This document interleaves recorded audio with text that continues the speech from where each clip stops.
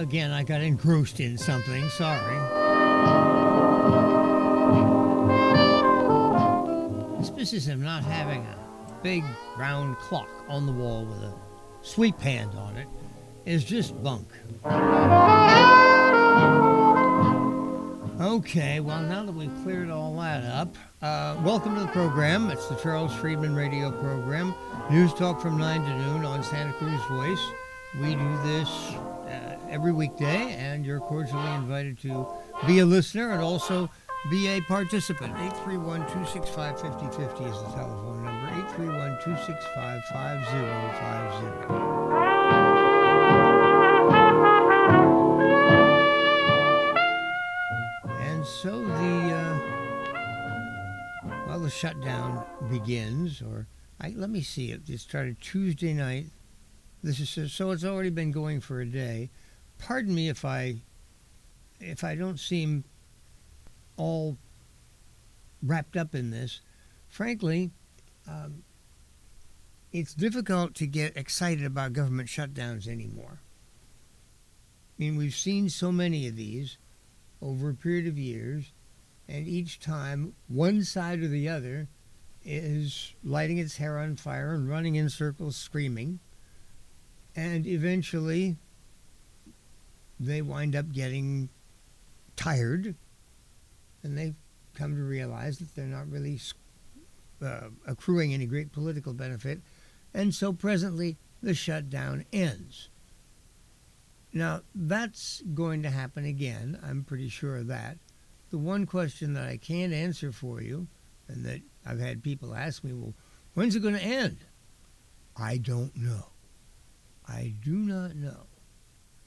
I know that there are people on the left who are very heavily invested in this government shutdown. They think it's a good thing. They think that it's giving them political leverage. They think that they're showing that they have fight. I mean, the idea of fighting is all well and good, but you'd like to accomplish something with your fight, wouldn't you? Well, I think so, but then again, that makes me a rather unusual cat.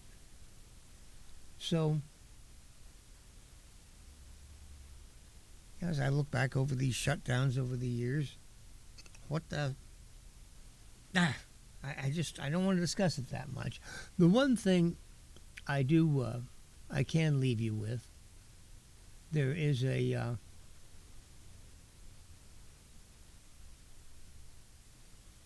come on. There we go. There's commentary from the Wall Street Journal that essentially covers what's going on here.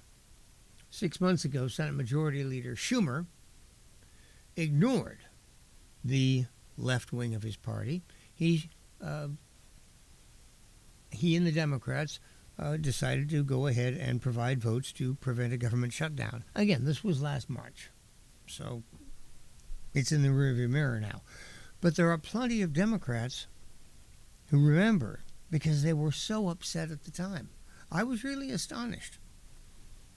Senator Schumer at that time behaved like a statesman, stepped up, kept the government open, because he realized, this is a grizzled veteran after all. You don't fight every fight. You don't pick every gripe. You pick and choose where you want to spend your money or your energy or your political capital or whatever it is that you're putting out. And Senator Schumer looked at the situation in March and said, nah, there's not enough potential upside here and a lot of potential downside. So he looked at it and said, this is a bad gamble. I'm not going to do it. And oh, did he catch hell. Goodness gracious me. The weeping, wailing, and gnashing of teeth from the left wing of the Democratic Party, which it's what Howard Dean used to call the Democratic wing of the Democratic Party. And it has waxed powerful over the years.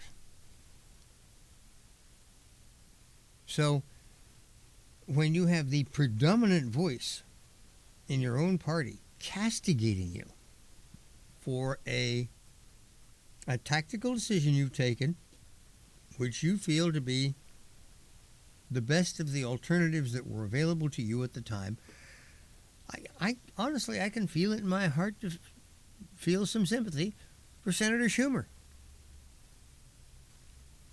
I almost see him in the same position that Senator McConnell, Mitch McConnell, was in from time to time when Republicans would behave in ways that really didn't make much rational sense. And here was McConnell trying to say, no, we can do better by doing this, and everybody screaming at him. McConnell wasn't always right, but he was the one to put your money on, because more often than not he was. Again, a veteran who'd seen a lot, understood a lot, and had judgment tempered by experience. Well, Republicans essentially threw him overboard, but fortunately, when it came time to elect a successor, they chose another person who'd decided long ago to make the Senate his life. At one point, they were actually booming John Thune for President of the United States. I don't know if you remember that, but 20 years ago or so, when he was a young, freshly elected senator from South Dakota.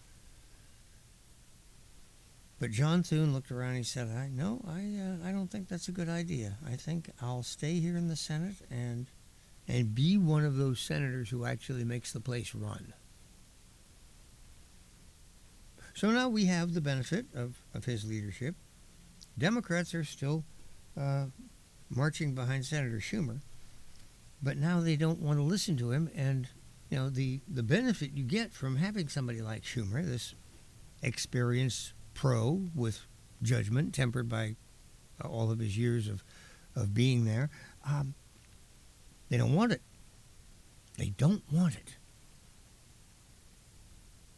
And so Schumer, this time, has decided to go all in.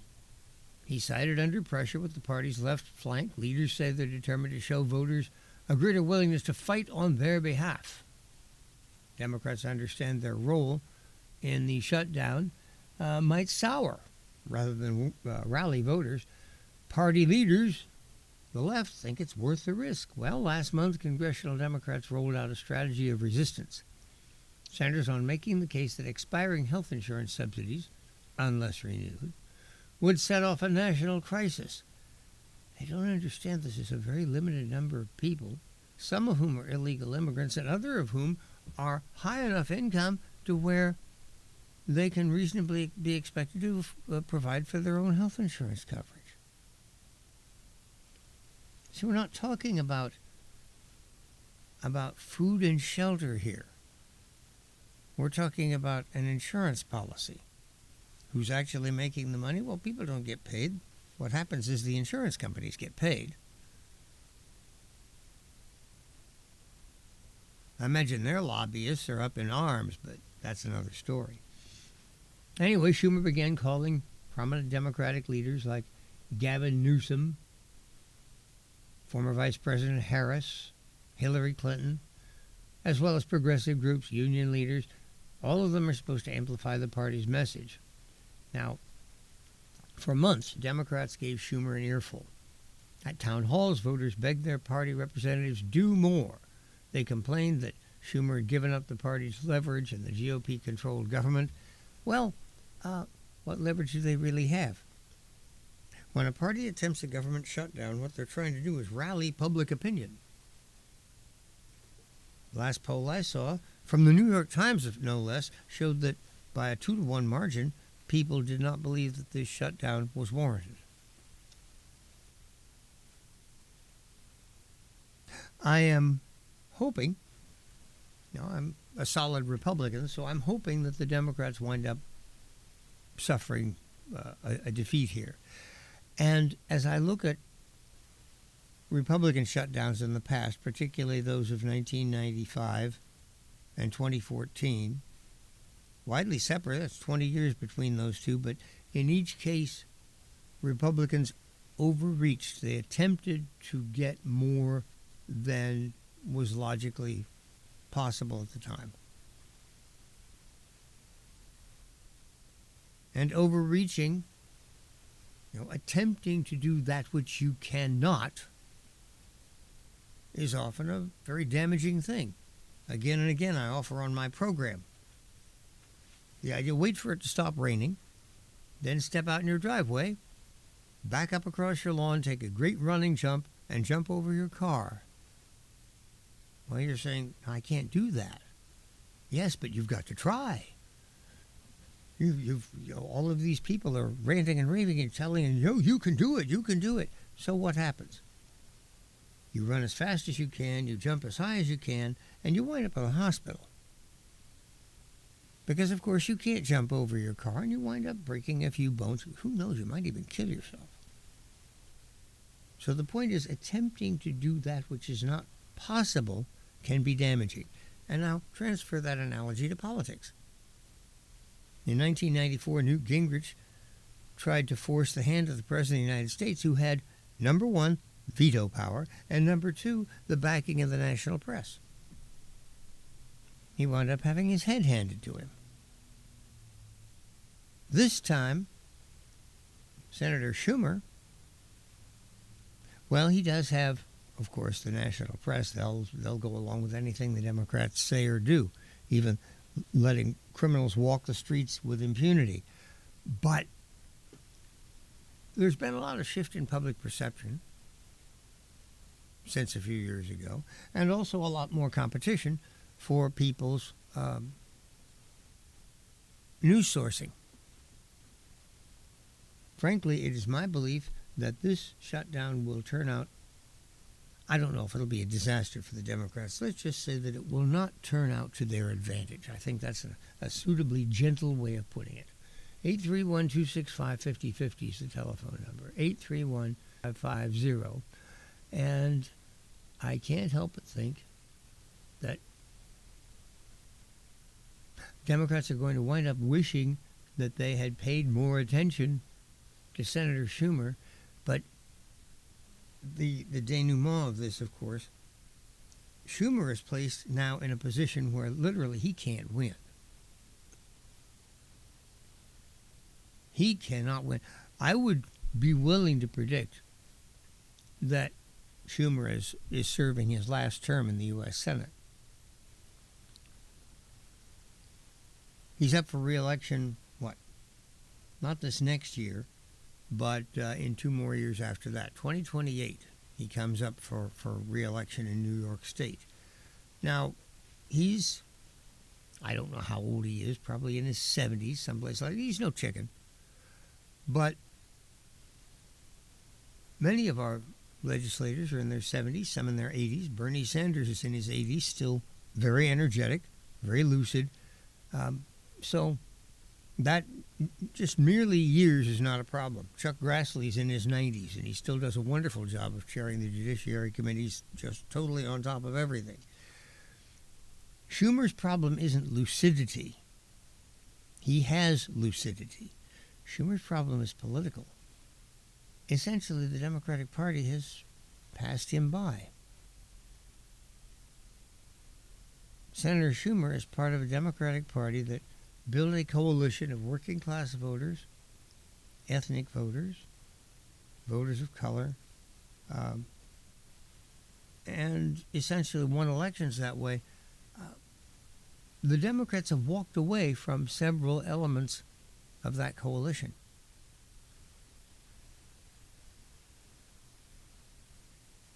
And they will find that they have done so to their detriment. They've picked up other elements. It used to be that white-collar professionals, those were overwhelmingly Republican. Now, you're more affluent people. You go to your places where the rich hang out. Go to Beverly Hills. Go to Marin County. Go to go to Piedmont. Places like that. Those places used to vote Republican. Not anymore. The wealthiest zip codes in the country are Democratic territory now. But just as was always true, there aren't as many rich people in the country as there are middle-income and lower-income people. Democrats used to use that to win elections. Republicans would carry these affluent, better-educated places, and we'd feel good to ourselves. Well, the better people, the more capable, competent people are voting for us. But we weren't winning. Nowadays, well, the Democrats have succeeded in essentially occupying, use that word again, occupying the affluent part of America. All of them go to university.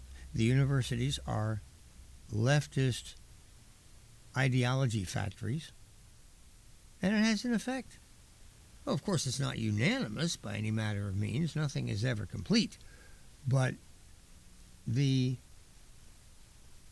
propensity of affluent people to be conservative is far less than it was in the past. Conversely, the policies pursued by those leftists, particularly in terms of not prosecuting crime, where does this come down? Affluent neighborhoods can afford their own security. But when crime increases, it is Americans of less means who are the ones who feel the burden. They're the ones whose neighborhoods are affected. It's in their neighborhoods that the shoplifting epidemics, etc., cause grocery stores, drug stores to simply close up and go away. And then the items that were available there to that community, well, you have to go someplace else. Leftist community leaders scream bloody murder when Safeway closes a particular store in a neighborhood. They say, oh, how could you do that? Well, if you would have provided protection for that Safeway from, say, rampant shoplifting,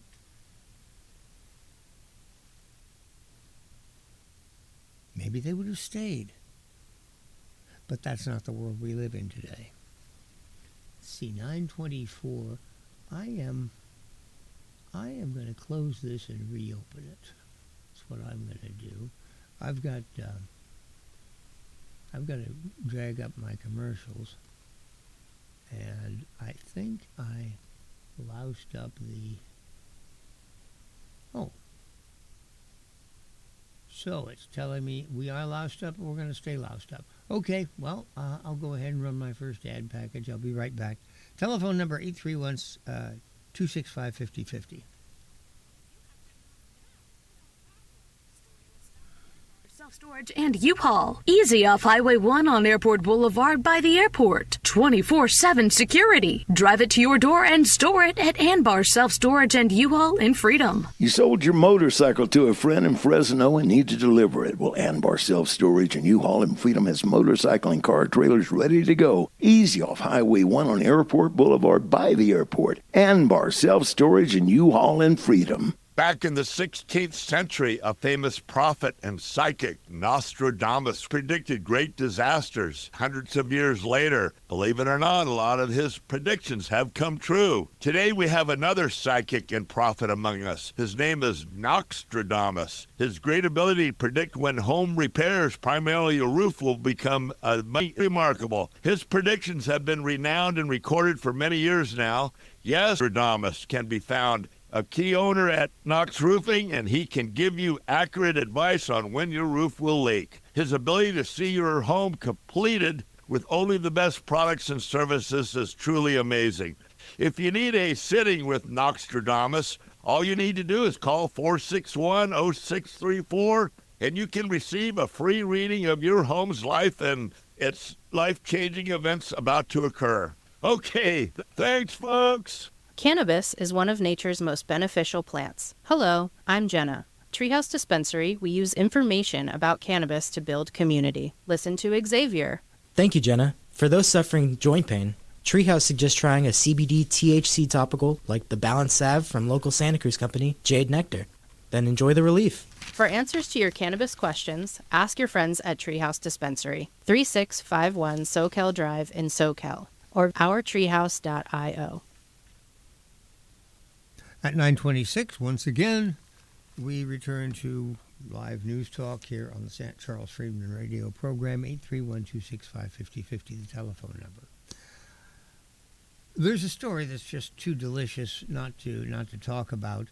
This is not one of those earth-shattering things like, well, the government shutdown is fairly big. The biggest things going on right now, of course, are President Trump's efforts to end live wars in Gaza and Ukraine. That's by far the most important and significant thing happening today. This is more illustrative of what happens when standards are not only relaxed but not even enforced. What would you say if you suddenly discovered that your superintendent of schools was not merely an illegal alien, but one with criminal matters pending against him? Allow me to take you to Polk County, Iowa. Now, if you're familiar with the political geography of Iowa, Polk County is where Des Moines is. Des Moines is by far the largest city in Iowa. Polk County is the premier county in Iowa. This is where a significant portion of the state's voters are located. Also, the largest urban concentration there. What happened? Well, on May 16, 2023, Des Moines, Iowa School Board hired one Ian Roberts to be the new superintendent. Mr. Roberts is the first black person ever chosen to run the city schools. He formally began the job July 1st, 2023. Now, by the end of that month, the board got some surprising news about their new fellow. He'd been named in a $250,000 settlement with an ex-employee at his previous job as head of the Mill Creek Township School District in Pennsylvania. Melody Ellington, the Pennsylvania District's Human Resource Director under Roberts, claimed she had been subjected to unlawful treatment, unquote. The nature of that treatment was not revealed. Roberts said he could not comment on a confidential personnel issue, but insisted the problem had absolutely nothing to do with me leaving Mill Creek and coming to Des Moines. Meanwhile, officials at the Des Moines board said Roberts' problem was news to them. Given the confidential nature of the settlement, there's nothing that Des Moines Public Schools would have known about prior to the hiring of Dr. Roberts. For the same reason, this would not have been picked up by the search firm doing a background check. This, according to the chair of the Des Moines, Iowa School Board. But wait, there's more. Turns out Roberts left two other settlements in his wake in Pennsylvania, both of them, one for $87,500, the other for $66,000, went to school officials demoted by Mr. Roberts. Altogether, Roberts left the Mill Creek system on the hook for $403,000 in legal settlements. His new employers in Des Moines, knew nothing about this. Des Moines school officials were in for a far bigger surprise last Friday when they learned that Roberts, who came to the United States from Guyana sometime in the 1990s, was in the United States illegally and in fact received a final order of deportation last year. Now let's get all this straight. That last year, that would have been 2024. During 2024, Joe Biden was still president of the United States. So even under the Biden administration, this fellow managed to accomplish a final order of deportation.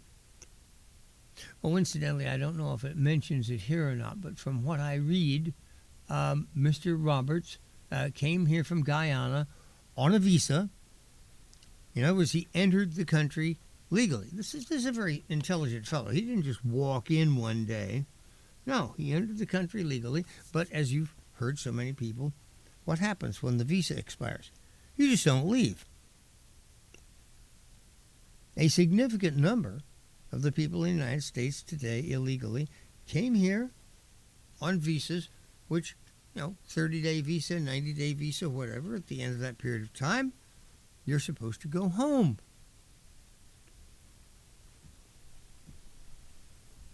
Mr. Roberts, like so many others, simply never did. The board learned from immigration and custom enforcement agents who arrested Roberts, then issued this statement to the press. Quote, today, ICE Des Moines arrested Ian Andre Roberts, a criminal illegal alien from Guyana in possession of a loaded handgun, $3,000 in cash, and a fixed-blade hunting knife. At the time of his arrest, Roberts was working as superintendent of Des Moines Public Schools despite being an illegal alien with a final order of removal and no work authorization. ICE agents said Roberts sped away. When approached by officers, they found his car abandoned in the woods, later located him and arrested him. Right now he's in ICE custody. ICE said Roberts first entered the U.S. on a student visa, had a weapons possession charge against him from February 2020. He never became a permanent legal resident. He also did not leave, even when he had his weapons charge. That was apparently while he was running Pennsylvania's school system. His illegal status did not come to light. There are so many things slipping between the cracks here. So many examples of John not telling Joe what's going on. We opened this article by learning that school officials in Des Moines, Iowa, hired a guy who already had a record of working as a school official in another state. You would think, oh, well, what are his references? How about this guy? And there were all kinds of issues, all kinds of red flags, none of which were passed along to the officials in Des Moines. I'm reminded of the outrage that happened a number of years ago when we learned that Roman Catholic priests who'd had problems, a record of improper behavior in various parishes, would, instead of being cashiered from the priesthood, they would simply be quietly shipped off to another parish with no warning. Oh, hey, we're sending you a real 8-ball here. No. Just a new assignment and a fresh crop of victims. The Catholic Church suffered a tremendous black eye and significant financial impact when these misdeeds came to light. Here we learn that the children of our nation, parts of our nation, major cities in our nation, are being left to the tender mercies of the Ian Roberts of the world, because no one passes the word.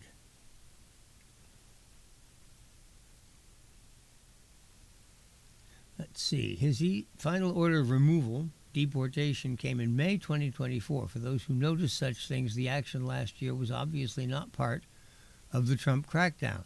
No, Mr. Trump had not taken office yet. Roberts said nothing to the Des Moines School Board and simply continued showing up every day. The rapid series of events left school officials frazzled. They stressed that they relied on a search firm to find Roberts while they were seeking a new superintendent. They thought Roberts was totally legit. No one here was aware of any citizenship or immigration issues he might have been facing, board chairwoman Jackie Norris said after all this became public. Norris pointed to the I-9 form, a U.S. Citizenship and Immigration Services document in which a prospective employee verifies to a new employer that he is authorized to work in the U.S. We can tell you that on his I-9 he stated he was a citizen. He provided 2 forms of verification, a driver's license and a Social Security card. Should the board have checked further? Norris put the blame on the search firm. Nothing in the information the search firm gave us contained any question about his citizenship. Norris frequently referred to Dr. Roberts, and the revelations caused some journalists in Iowa to take a closer look at his history. It appears that he earned a B.A. from Coppin State University, a historically black university in Baltimore, in 1998. He earned a master's degree at St. John's University 2 years later. The Des Moines Register noted he has claimed for many years to have a doctoral degree from Morgan State University, another historically black college, but a university spokesman said Roberts didn't obtain a degree from the school despite attending Morgan State from fall of 2002 through spring of 2007. Iowa television station KCCI noted that when Roberts was hired in Des Moines, the district announced that Roberts had earned a doctorate from Trident University, a private, for-profit online institution. KCCI was not able to inform that. All of this raises questions. about why board members knew so little about their superintendent. In her remarks, Ms. Norris, a former top aide to First Lady Michelle Obama, who is now running for the Democratic nomination for U.S. Senate from Iowa, perhaps inadvertently hinted at a reason. With his engaging personality and flamboyant dress, one article described the now now resigned Roberts in a maroon three-piece suit, candy cane striped bow tie, and matching Nike Air Force One sneakers. Roberts, the first black superintendent of the school board's history, simply bowled people over. He sparked joy in our kids and excitement in our kids as an individual who brought a lot of enthusiasm and vibrancy to the community. Well, so he's a P.T. Barnum of the education world. He's Professor Harold Hill. He's a fake. He's a charlatan. But oh my goodness, does he ever do it well? Finally, despite it all, despite the lies, the deportation, the gun, evading police, and more, Norris still seemed positive about him. Two things can be true. It's possible you may not be a citizen, but you're still a good human being. Well, there's a couple of things at work there. Possibly Norris is attempting to recover from being made a sap. But the other, obviously, Norris is still politically ambitious. She's running for a nomination for U.S. Senate in Iowa. Republican Senator Joni Ernst has announced that she will not be running for re-election, so it's an open seat. I would just hope that the people of Iowa would look at the circumstances surrounding all this and say, well, Ms. Norris cannot be promoted.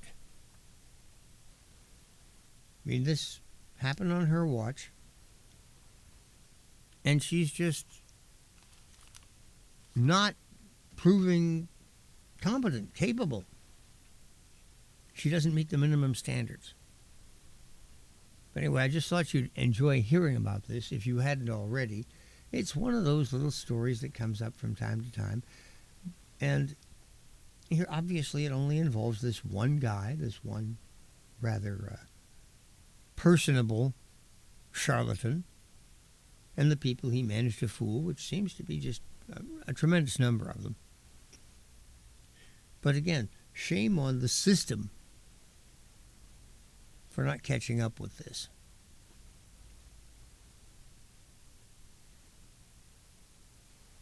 And how many other... See, I emailed Celeste and told her about this, and she says, well, when they start looking at California, I think they're going to find an awful lot of people like this. I wonder. I don't know. As I look at this Ian Roberts guy, he seems like a rather exceptional person. To have pulled the wool over so many eyes requires a significant amount of talent and ability in that direction. That doesn't excuse people from having been taken in, but as I've often, it's an old cliche, but you got to give the devil his due. Mr. Roberts is a very capable and competent devil. It's interesting, too. I described him as Harold Hill.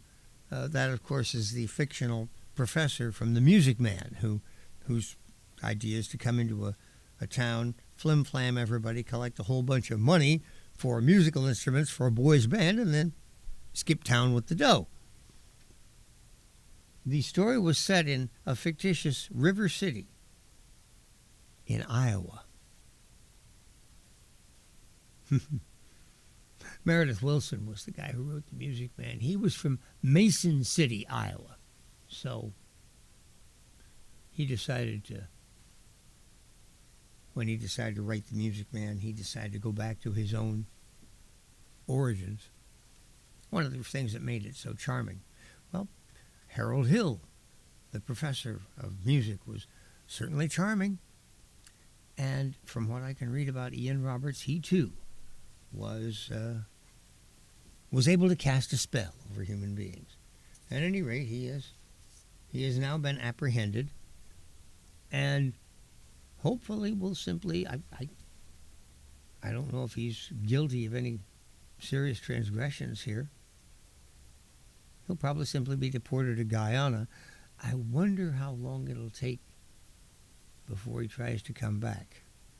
My guess is very little time at all. Because he's been here for what?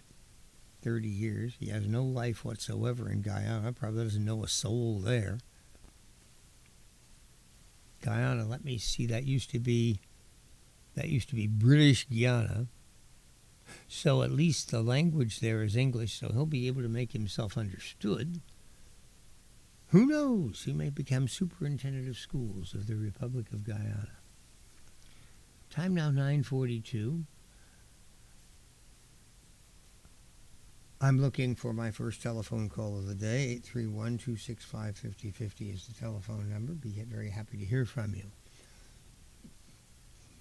I'm kind of nonplussed about President Trump's latest sally, this time into the world of drug pricing. Let's see if we can get some further analysis on it. When politicians interfere in private markets and industry, crazy things happen. So it goes with President Trump and his rolling attempt to play pharmacist-in-chief on drug production, government approvals, and consumer access and prices. The comedy portion of this show debuted this week with Mr. Trump's announcement of a new government website dubbed, of course, Trump RX. Oh my goodness. Man has no ego at all, that's for damn sure. The plan is to sell medicines directly to consumers at discount prices. Details are vague, though the business theory is supposed to bypass insurance middlemen.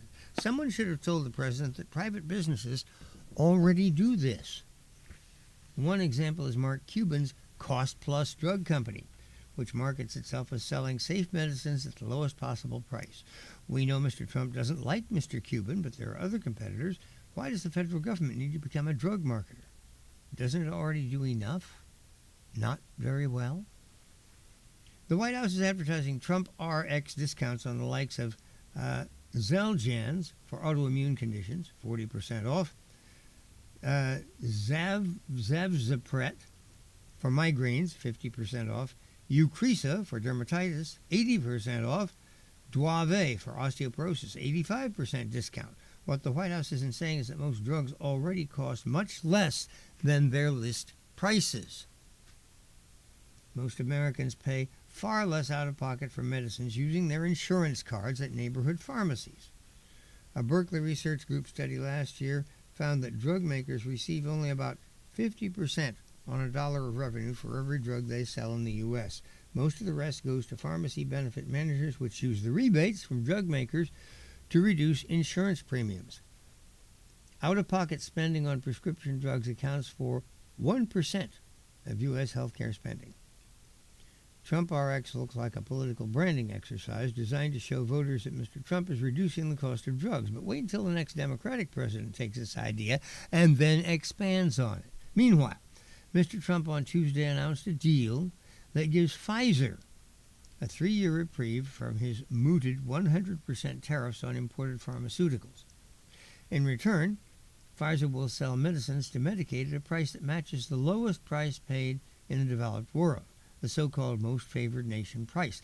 This is a good short-term deal for Pfizer since federal law already requires companies to sell drugs to Medicaid at huge discounts.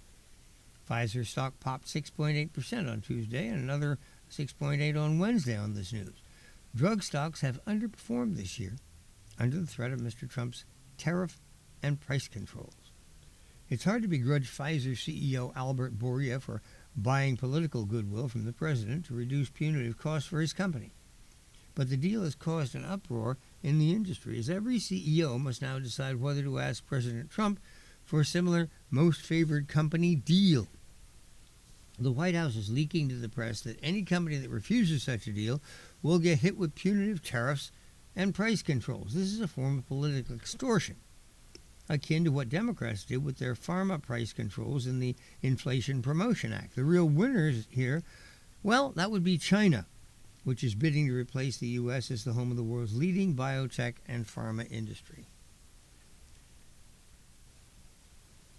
It has amazed me for years why people who ought to know better continually vilify and demonize American pharmaceutical companies. We've even come up with nasty big pharma. Ooh, that sounds bad right on the surface of it. That's like big oil.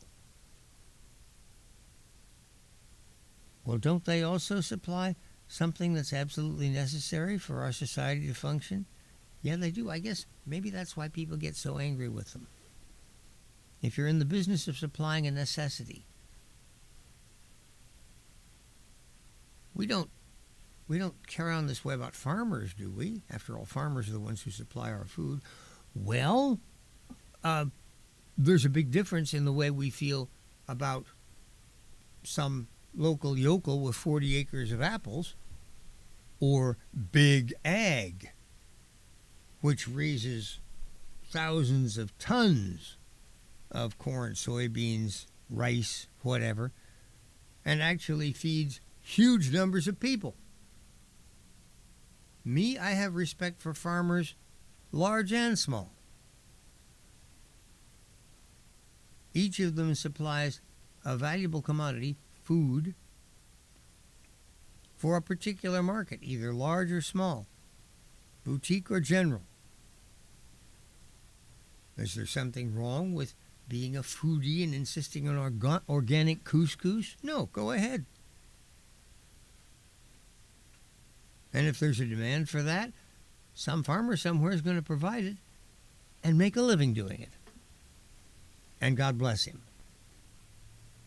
But does that mean that we should take a company like Monsanto, which through its researches over the past few years have come up with ways of improving basic food grains and products that increase yields per acre tremendously and thereby alleviate what might have been starvation? You remember, I've been howling for years about how Paul Ehrlich was such a fraud. He was the guy, back in 1970, 30 years before the turn of the century, he wrote a book, The Population Bomb. Said by the year 2000, we're all going to be eating each other. We'll be starving to death. There'll be food riots. None of that happened.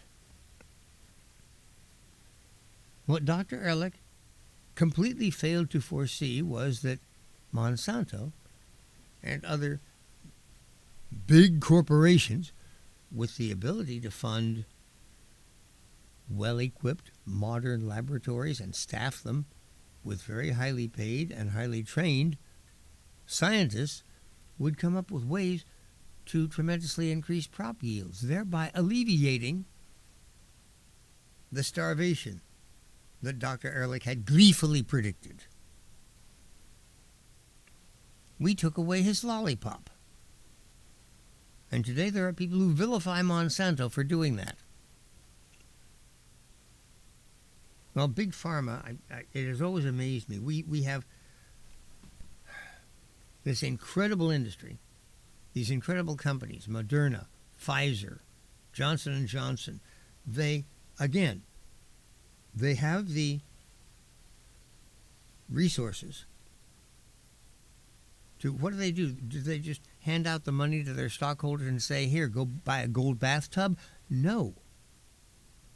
That money is invested in state-of-the-art laboratories where research is conducted that places us on the cutting edge of pharmacological development.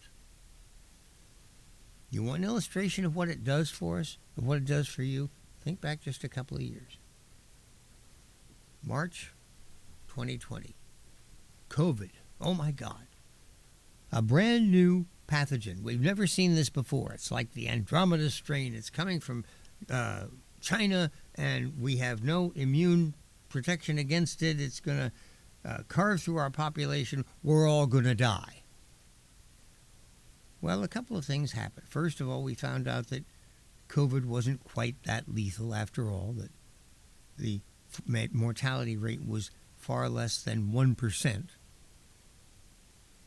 and that certain groups of people with preconditions, people with excessive obesity, or people who were old, were more at risk than other people.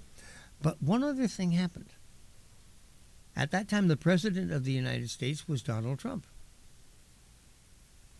And in front of the National Press Corps and the people of this country, he declared, we will have a vaccine for this pathogen, for COVID, by the end of the year. The year was already well started by that time. January, February, both gone, most of March. So all that was left was 9 months. And here was Donald Trump saying, we will have a vaccine. Did he propose to put on a white lab coat, pull out a microscope, and develop that vaccine himself? No, of course not. What he was doing was calling upon Big Pharma, America's drug companies. Okay, go to work. Here's your job. We need a vaccine. We need it as quickly as possible. I'm giving you till the end of the year. Go. Well,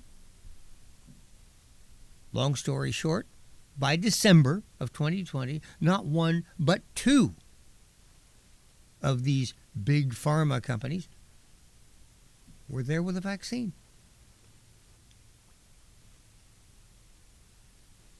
I am unaware of anybody who ever said, wow, nice job. Wasn't too much later before another pharmacological company, another big drug company came out with a... So we had 3 different companies, 3 different vaccines, developed by 3 different sets of science in 3 different laboratories, all of which were efficacious.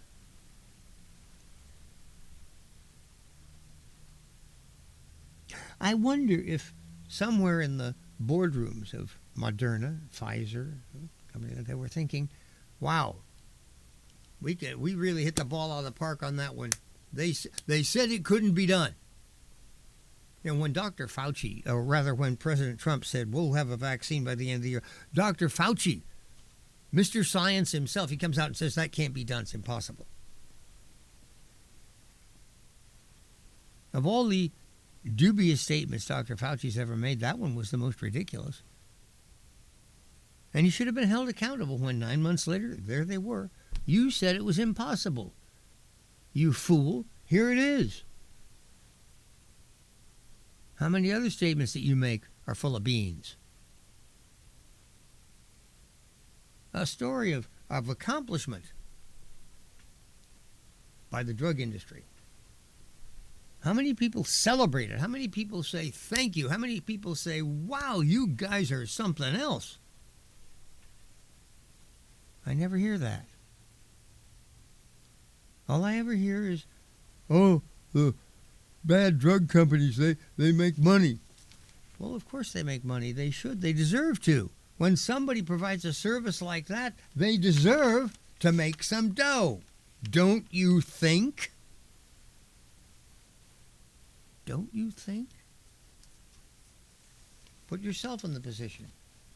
What if you're asked to do something really, really challenging? And you come through. Don't you deserve a reward? No? Well, you're a very unusual individual. That's all I've got to say. Most people, when they put their heart and soul into something and manage to accomplish it, actually get paid. Ask anybody in the NBA.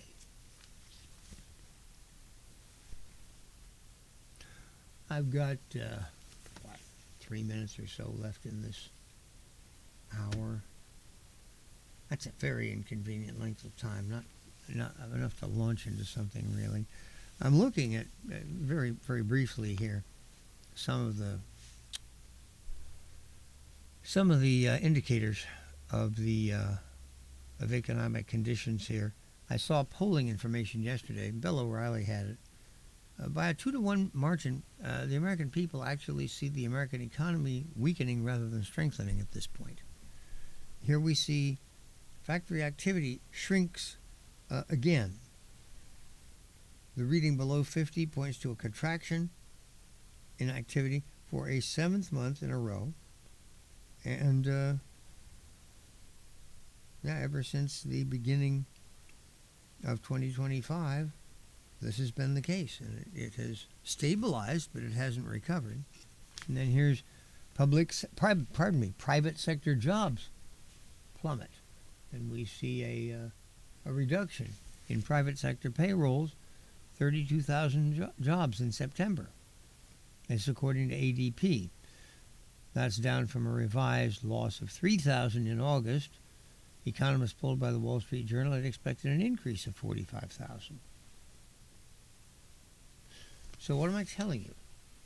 That the world is coming to an end? That the bottom is falling out of the economy? No. Nothing even remotely resembling that. I'm telling you that we are in a period of economic stagnation. I'm reminded of the Biden administration, not the Biden administration, the Obama administration. The first thing that happened, of course, we recovered from the financial crisis of 2007, 2008. But then for the next 7 years, the rest of the the Obama administration, rather, we continued to have recovery, economic expansion, no recession. But most people, when asked, said, yeah, we're in a recession. It felt like that to them because economic growth at 1.5% simply wasn't making it.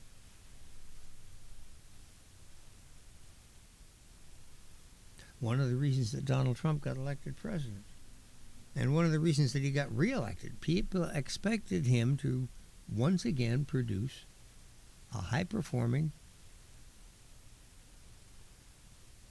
vibrant economy. It hasn't happened yet. And time keeps going by. The midterms are at stake. Trump has to remember, if he loses either house of Congress, his job as president for the next, the following 2 years won't be nearly as filled with sunshine and roses as it is right now. Okay, that's the end of the hour, and I'm looking to start the next one in 6 minutes. Time now is 10 o'clock. Enjoy 6 minutes of news and weather, and I'll be back with hour number 2 of the Charles Freedman radio program. Thanks very much for listening. Please stick around.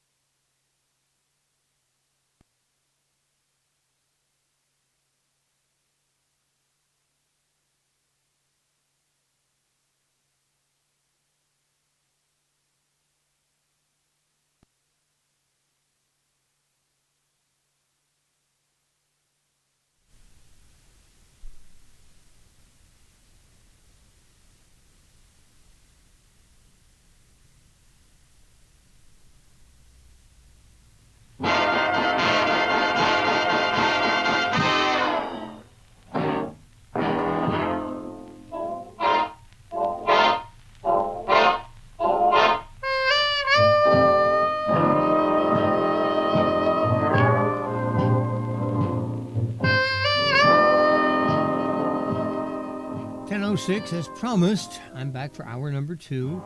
We still looking for our first phone. Still looking for our first phone call for the day. 831-265-5050 is the number. Don't hesitate. If it's not convenient for you to phone, you can always send me an email. I do check those now and again. 831-265-5050 is the email address. Right. Okay, that's the phone number. The email address is charles78rpm@yahoo.com.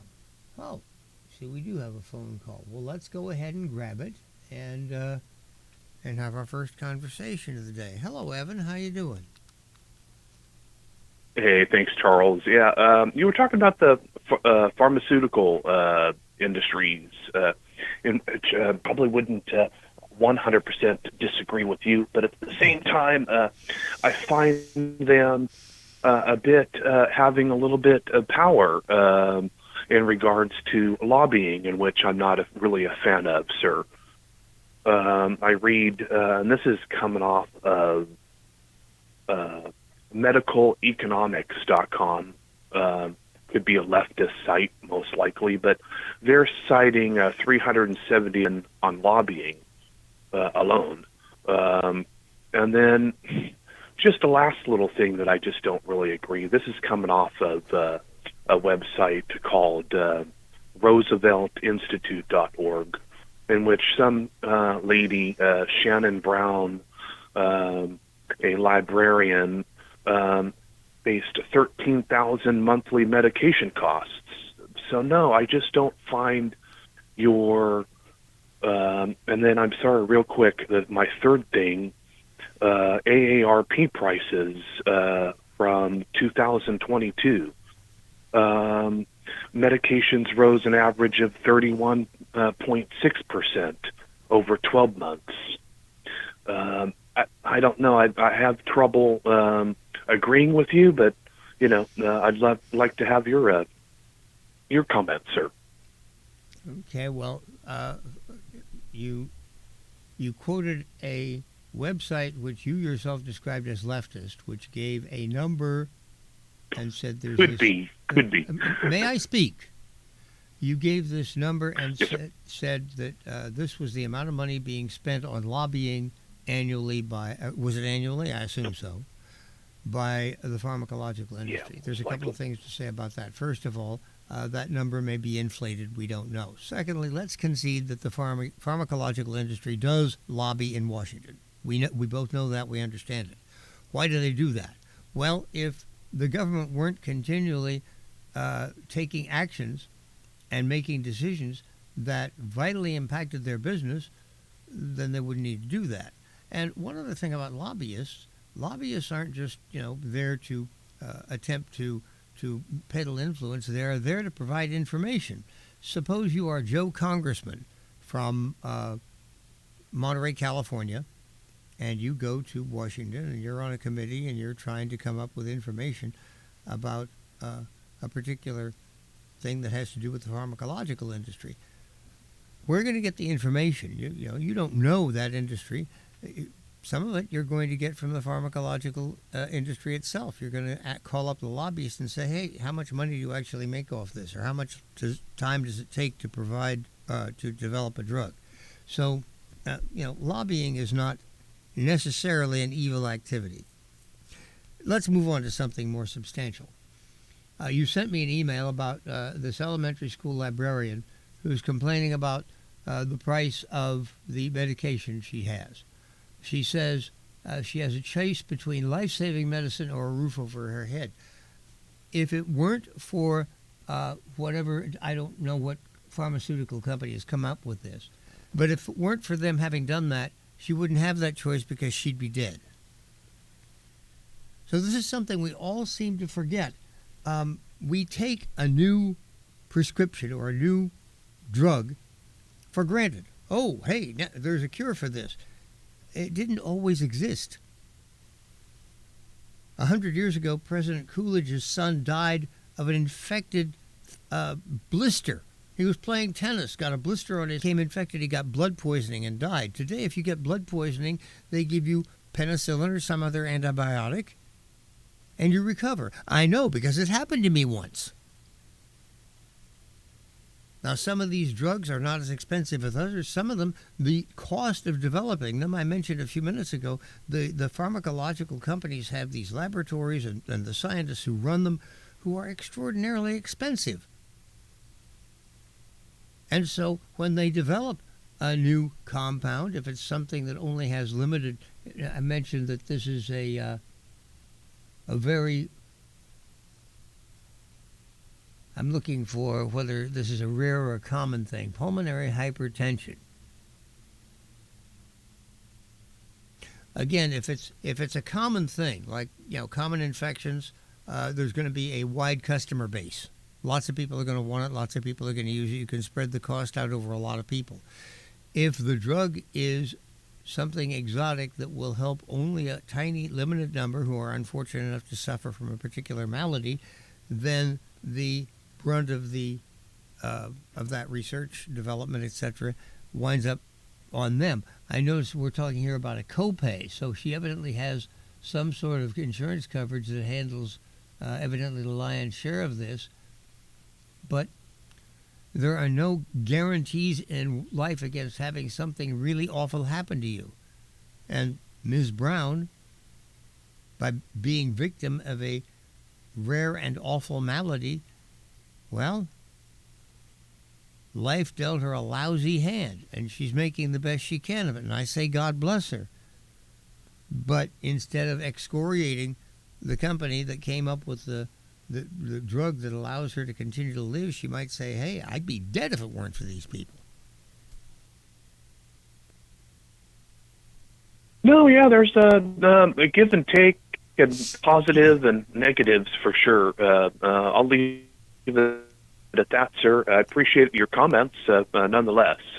And thank you for getting me into your first caller as far as today, and hopefully you have some other ones, 265-5050. Thanks for the email. Again, Charles. Appreciate it. Have a good day. Okay. Yeah, thank you again. The idea that, obviously, nobody is always right, nobody's always wrong.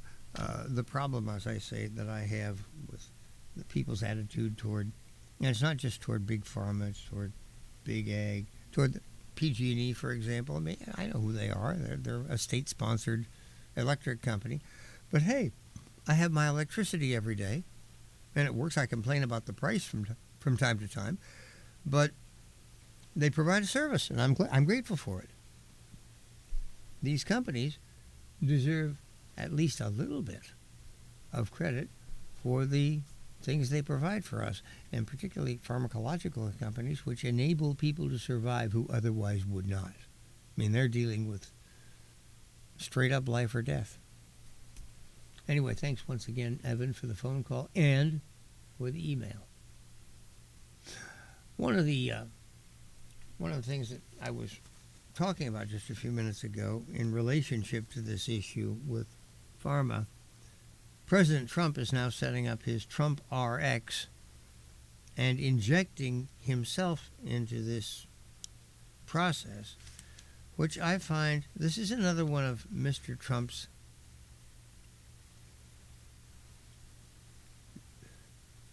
intrusions into the market.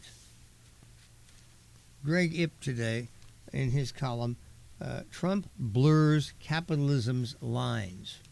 And this is one of my biggest concerns with the president. He likes to portray himself as a champion of capitalism, standing up to the forces of socialism. A frequent target is this Zohran Mamdani guy who's running for mayor of New York. Trump calls him a communist lunatic and all kinds of other names. Mamdani says he's a democratic socialist, not a communist. But more to the point, the lines are blurring between capitalism, as practiced by Trump, and socialism as advocated by people like Mamdani. On Tuesday, President Trump announced the launch of federal website Trump RX, through which people will be able to buy discounted drugs. This bears echoes of Mamdani's proposals for city-owned grocery stores, which we on the right have loudly derided. Trump and Mamdani share a fondness for strong-arming private companies that raise prices.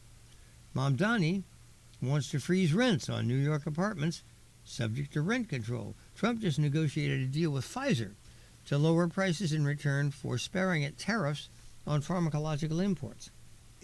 He regularly berates and threatens companies that raise prices in response to his tariffs. This is cruel and unusual punishment. You say to a company, okay, you're building refrigerators. Refrigerators require steel, copper, all these other various things. We are placing tariffs on these things, so the costs of the materials you need to build your product are now going to go up. You will have to pay more for the stuff it takes to build your product. But if you dare raise the price of your product, we'll visit hell upon you. Well, that's basically, that's the far left in action. And yet this is what Mr. Trump is doing. The Trump administration says its drug plan is consistent with free market principles.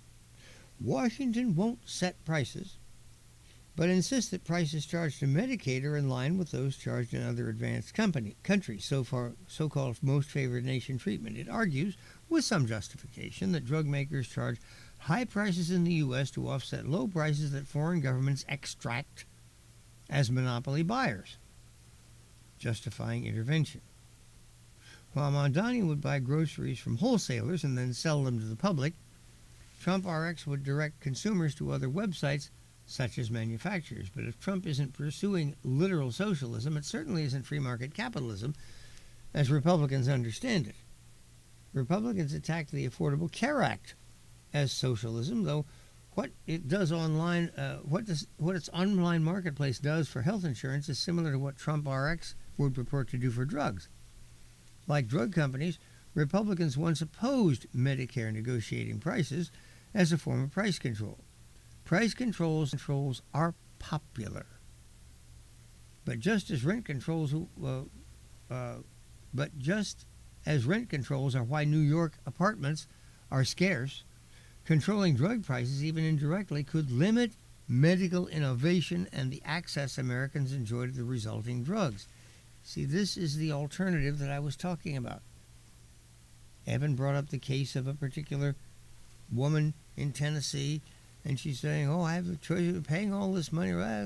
Well, your other choice is the drug isn't available at all, and your condition is fatal, and you're gone.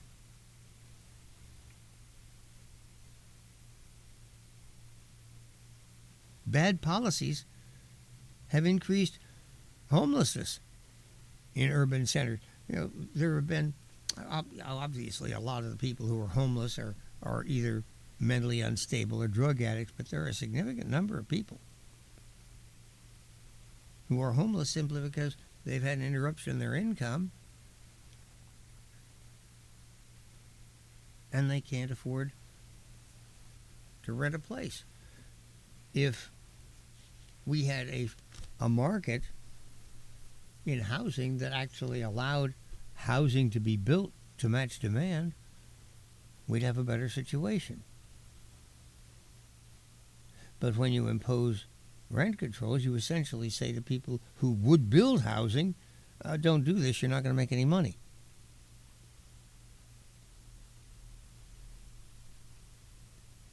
It's a self-reinforcing mess. I have argued before that Trump practices a hybrid between capitalism and socialism akin to state capitalism, popular in China and elsewhere. This is the only area, Trump is continually called a fascist. And it's in almost every way that's an utterly ridiculous thing. But when he begins to dictate to private companies what their behavior will be, That's the model. That is essentially National Socialism. It's what the Chinese are doing today. Don't kid yourself. China today is a reflection of the economic policies of the Third Reich. Companies were allowed to remain private, allowed to make profits if they conceivably could. But when the state came along, somebody from the party telling them, okay, this is what you're going to do, this is the price you're going to sell it for, it was a matter of you salute and you do what you're told. The state tells nominally private companies what to do. Sometimes this involves taking a position in the company, such as Intel or U.S. Steel. This week, the administration said it is taking an equity stake in a mining company, Lithium Americas, and its Nevada mining project, restructuring a federal loan agreement. I always felt that if we began to go down the road of state ownership of the means of production, I mean, that's Marxism. That this would come from a president who was on the left and come in saying, hey, we've got to do this. When Britain went that way, it was because Clement Attlee said, hey, elect me and we'll nationalize the steel mills and we'll nationalize the railroads and everything else. And, of course, it took a long time, but that turned out to be a dreadful, drastic, fatal mistake. Britain has never recovered from that, still hasn't, despite Margaret Thatcher's best efforts. You can't put that toothpaste back in the tube. And now Mr. Trump is squeezing it out here. It bothers the hell out of me.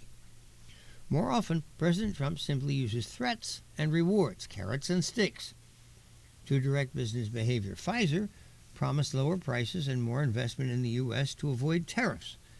Apple did something similar. Coca-Cola changed the source of its sugar. Cracker Barrel dropped a new logo. ABC briefly took Jimmy Kimmel off the air after Trump officials threatened his broadcast licenses over his remarks around the killing of Charlie Kirk. To be sure, Trump isn't a socialist. He genuinely likes business. He has no problem with profits. Yet he has this in common with socialists. He thinks the country runs better when he tells companies and their shareholders what to do. I'm indebted to Greg Ip. Now, he's a regular financial columnist for the Wall Street Journal. But every once in a while, somebody comes out and just codifies what I've been observing, describes it, puts it down, and explains it in words of one syllable. That is why this column was so valuable. No, Trump is not a socialist, obviously. What is he? Well, he's a control freak is what he is. And the problem is it's impossible to be a liberal and be a control freak at the same time. And when I say liberal, I mean a small L liberal, that Americans generally are.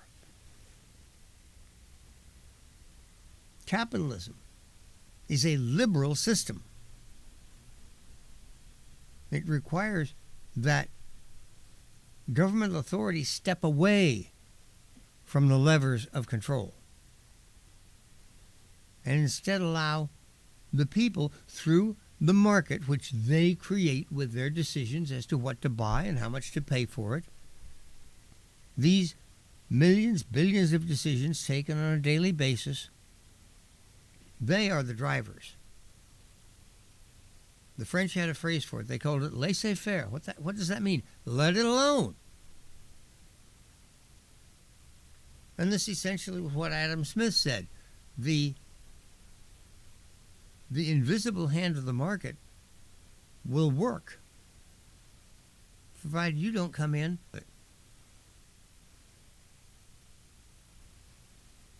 Now, this type of pure capitalism does not produce a utopia.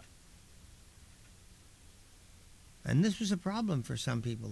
They looked at the incredible upswing in productivity and wealth creation that capitalism spawned. And they said, well, it's not perfect. Look at these problems here. Look at these problems there. Charles Dickens is writing about people living in slums, etc., etc. It's all true. Capitalism does not promise a utopia. It does promise the most efficient possible allocation of resources.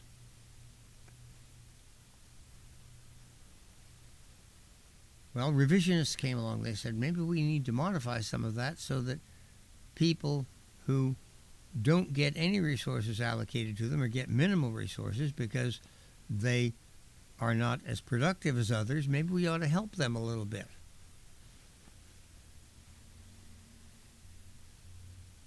And to that extent, we said, yeah, we should modify pure capitalism in the name of assisting those who are disadvantaged by it. At this point, you can hear Ayn Rand screaming at the top of her head.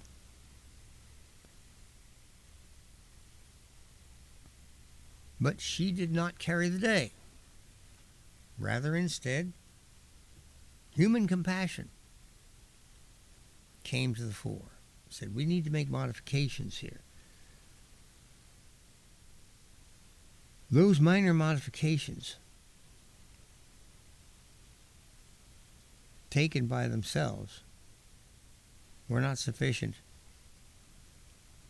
to seriously impact the system of wealth creation, but it's different. Today, the Chinese government, for example,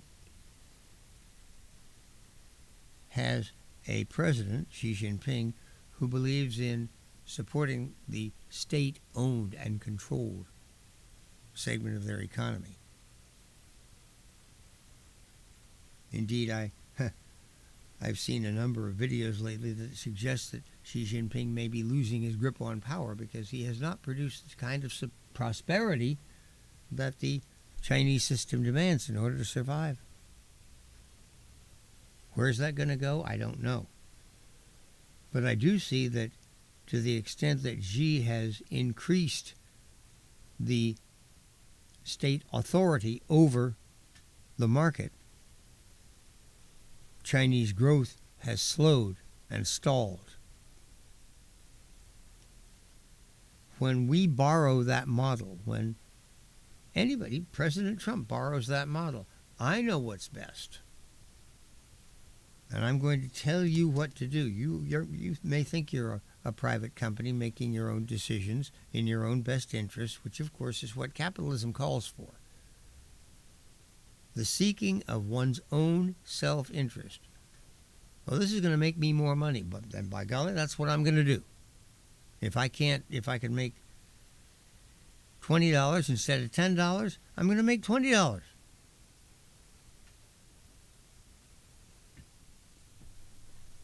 This is a very good way to run an economy because it rests on, what, human nature? Everybody wants more. If we can harness human nature for good or ill, harness human nature to drive your economy, you've got a tremendous engine there.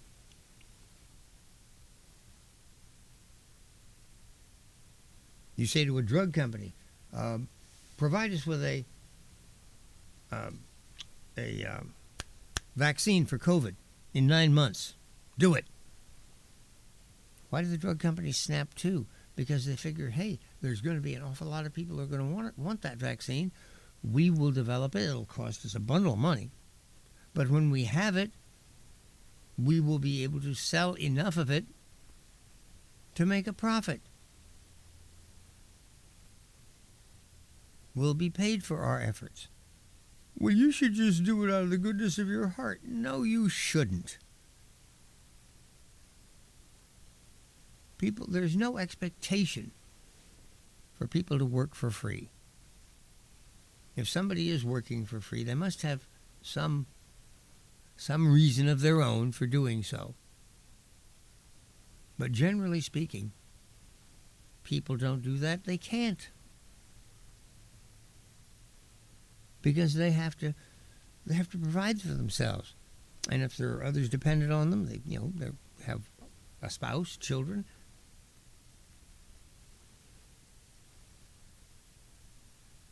So those who expect a pharmacological company to simply develop a vaccine because it's the right thing to do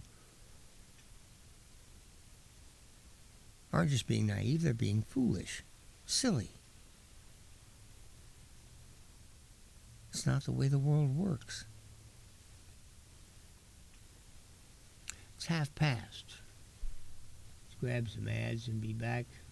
2 minutes. Telephone number is 831-265-5050. It's high time to celebrate the opening of the new Hook Outlet Dispensary, 1129 Mission in Santa Cruz. Get in on the opening fun and really low prices on the Hook's unmatched selection of top-quality medical and recreational cannabis flower, vapes, drinks, gummies, and concentrates. The Hook Outlet is now the West Side's source for finest cannabis at the lowest prices. Get in on all the opening fun and low prices at the all-new Hook Outlet. HookOutlet.com for details and deals. If you're between the ages of 49 and 63 and can't go back to your job because of a physical or mental disability, Social Security could pay you as much as $3,800 a month. Call the Social Security Disability Helpline. Our team will give you a free case review and explain to you how much money you're entitled to. And you won't pay anything unless we get you benefits. Call now. 800-610-7840. That's 800-610-7840. You can help build one of America's first full-service local news and talk streaming radio stations, SantaCruzVoice.com. You can help the Voice team build a streaming radio infrastructure of hardware, software, and connectivity by donating your time and or money. Your donations will result in a radio station that everyone will enjoy and that you can truly be proud of. Please go to SantaCruzVoice.com and click support. SantaCruzVoice.com, and thank you. You need a clean, pleasant space to conduct business, but you don't want the burden of a long, expensive lease. Your solution is Satellite Co-working and Digital Media Studio on Soquel Avenue. Satellite offers private offices, meeting and conference rooms, even co-working by the hour, day, week, or month. Schedule a tour at SatelliteCoworking.com. Mention Santa Cruz Voice for 20% off your first reservation.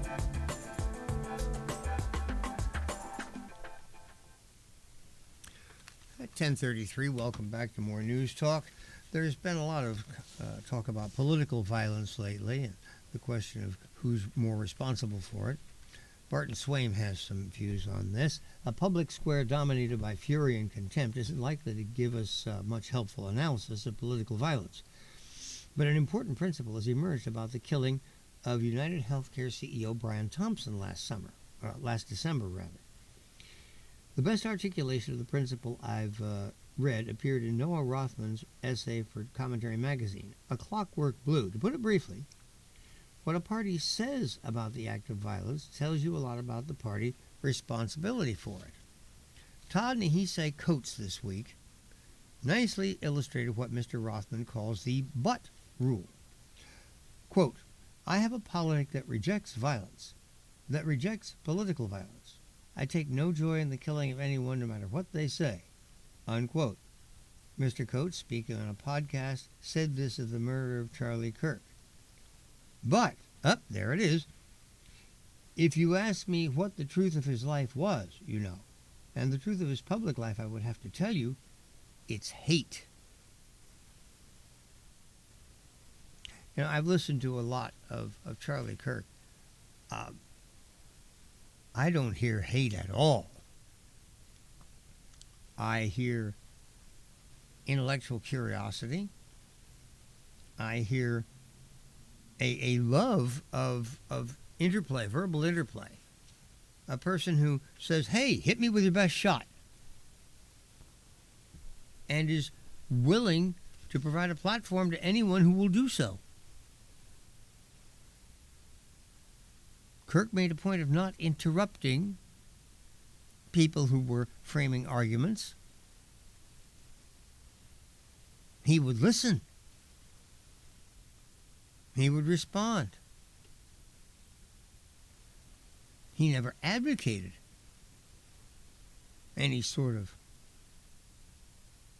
disfranchisement or certainly no violence. But here's, him being described as a hater.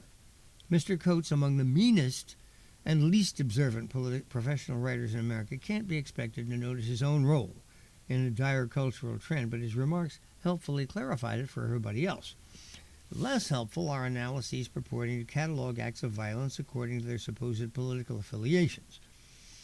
A report released last month by the Center for Strategic and International Studies tells us, in the event you hadn't noticed, that left-wing political violence is on the rise. This is notable, the authors explained, because for the past 3 decades, acts of right-wing terror and violence have far outnumbered left-wing ones.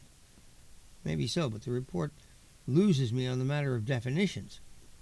Acts of murder, arson, and violence don't come with right and left-wing labels, though in some cases one can make reasonable deductions. The authors acknowledge the naughtiness of assigning ideological motivations to deeds frequently driven by confusing medleys of obsessions and mental illnesses.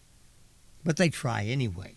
What stands out to my admittedly biased eye is how distant most of these causes motivating the right-wing acts of violence are from anything an ordinary conservative would recognize, and how familiar most of the left-wing motivations sound. Both rightward and leftward violence, the report says, can be driven by partisan extremism. Right-wing violence can be motivated by ideas of racial or ethnic supremacy, opposition to governing authority, believing it is tyrannical and illegitimate, misogyny, including incels, hatred based on sexuality or gender identity based in the QAnon conspiracy theory, or opposition to abortion. Apart from that last item, no conservative I know would recognize anything in this as a worthy value, illicitly pursued or not. Left-wing violence, on the other hand, can arise from an opposition to capitalism, imperialism, or colonialism, black nationalism, support for LGBTQ rights, support for environmental causes or animal rights, adherence to pro-communist, pro-socialist beliefs or anti-fascist rhetoric, opposition to government authority under the belief it is a tool of oppression, responsible for social injustice, or support for decentralized political and social systems such as anarchism. Many of these items, except the last, have a place on the progressive mainstream left, and some are beloved by the Democratic Party. That's not to say they're wrong or evil, only that most have a mainstream provenance. The high-profile acts of terror that have so rattled us, in other words, are propelled by creeds and attitudes to which the American media and liberal political class have in one way or another given their blessing. Thompson's alleged killer abominated capitalism and large health insurance providers. Kirk's alleged assassin evidently committed his deed as an expression, however twisted, of support of LGBTQ rights. The same may be said for the shooters at Covenant School in Nashville, Tennessee, and the Church of the Assumption in Minneapolis. The would-be assassin of Justice Brett Kavanaugh was angry about the expected Dobbs decision. The impetus behind Donald Trump's first would-be assassin is still a mystery, but his second had become convinced that Mr. Trump was a menace to the world order. I'm not convinced it's right to speak of these and related motivations as left-wing. The word wing suggests a marginal or outlandish belief.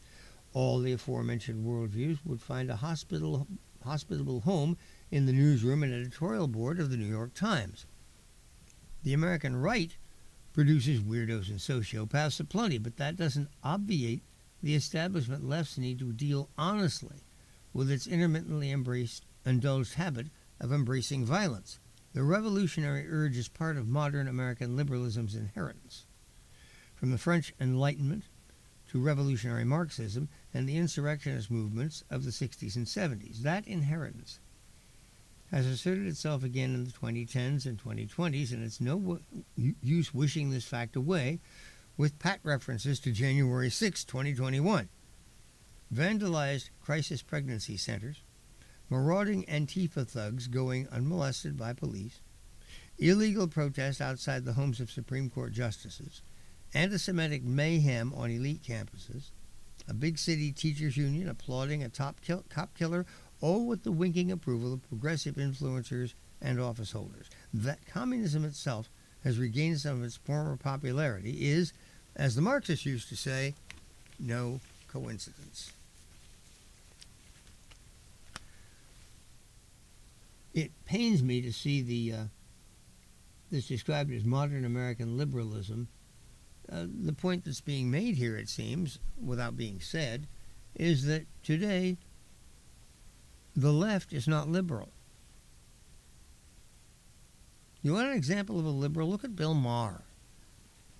Now, he's still basically left-oriented politically, but he respects other people's right to speak.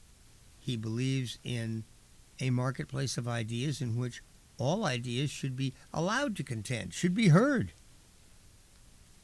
To him, cancel culture is anathema. He also does not support, well, let's be blunt, crazy things like men playing in women's sports. For gosh sakes, that's the epitome of foolishness and unfairness. A person interested in protecting and promoting women's sports would be the first one to say, no, men, for heaven's sake, no, get them out of there. Let the women compete.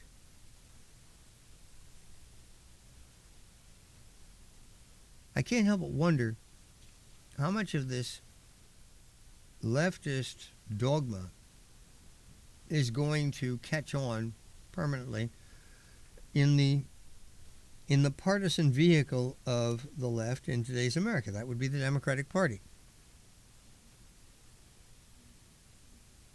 Karl Rove talks about that today. And as always, once again, this guy is the only person alive who's run 2 successful Republican presidential campaigns, so he deserves some respect. It's official, he begins. The U.S. government is shut down. It's a staggering display of ineptitude from a Congress that can't pass a budget and can't even agree to keep the government funded at roughly current spending levels while the parties work out differences. Everyone will look bad before it's over. Republicans are in control. They hold the White House, the Senate, and the House. Voters will ask, why can't they get a deal done? On the other hand, the House did pass a continuing resolution to fund the government. Republicans have 53 seats in the Senate, but passing such a resolution requires 60 votes. 3 Democrats came over, but the rest refused. They want to make COVID-era enhanced subsidies for Obamacare health plans permanent at the cost of $500 billion over the next decade. Republicans argued the subsidies were always meant to be temporary and should be allowed to expire. The Democratic base might cheer, seeing the showdown as a sign their leaders are finally standing up to President Trump, but swing voters may see things differently. The September 27th New York Times Siena poll found that 65% of voters surveyed agreed with the statement, Democrats should not shut down the government even if their demands are not met. It's interesting, that poll was cited on the floor of the Senate by Charles Schumer, who then said that the poll, conducted and printed by the New York Times, and according to Senator Schumer, this poll was biased against the left and the Democratic Party. At the time Senator Schumer was making his remarks, quite often you'll see a Schumer or Thune, and they're standing in the Senate. There's nobody else there. The chamber's vacant. This time it wasn't. This time other senators were in their seats. And there were a number of guffaws of laughter heard when Senator Schumer accused the New York Times of being biased against the Democratic Party and the left. I think he got a bigger laugh than Jimmy Kimmel has in years. Because, of course, he said something funny, which is something Jimmy Kimmel has gotten out of the habit of doing. But Americans are still people with senses of humor, and when somebody suggests that the New York Times is putting its thumb on the scale to favor the right, it's time to laugh. And so the floor of the U.S. Senate rocked modestly with the guffaws of rational people who, upon hearing something funny, did the rational thing. They laughed. The shutdown isn't the only area where Democrats have messaging problems. Crime is another, especially when the issue gets tangled up in Mr. Trump's efforts to round up criminal aliens. The Trump administration, the president, is making I think, an oversight. You look at right now, Governor Newsom. He's decided I'm going to ape Trump. I'm going to put out all caps, tweets, and I'm going to do this. I'm going to do that. And it's actually raised his public profile some. In other words, what I'm saying here is, if you can steal something from the guy on the other side, take it, appropriate it, and turn it around.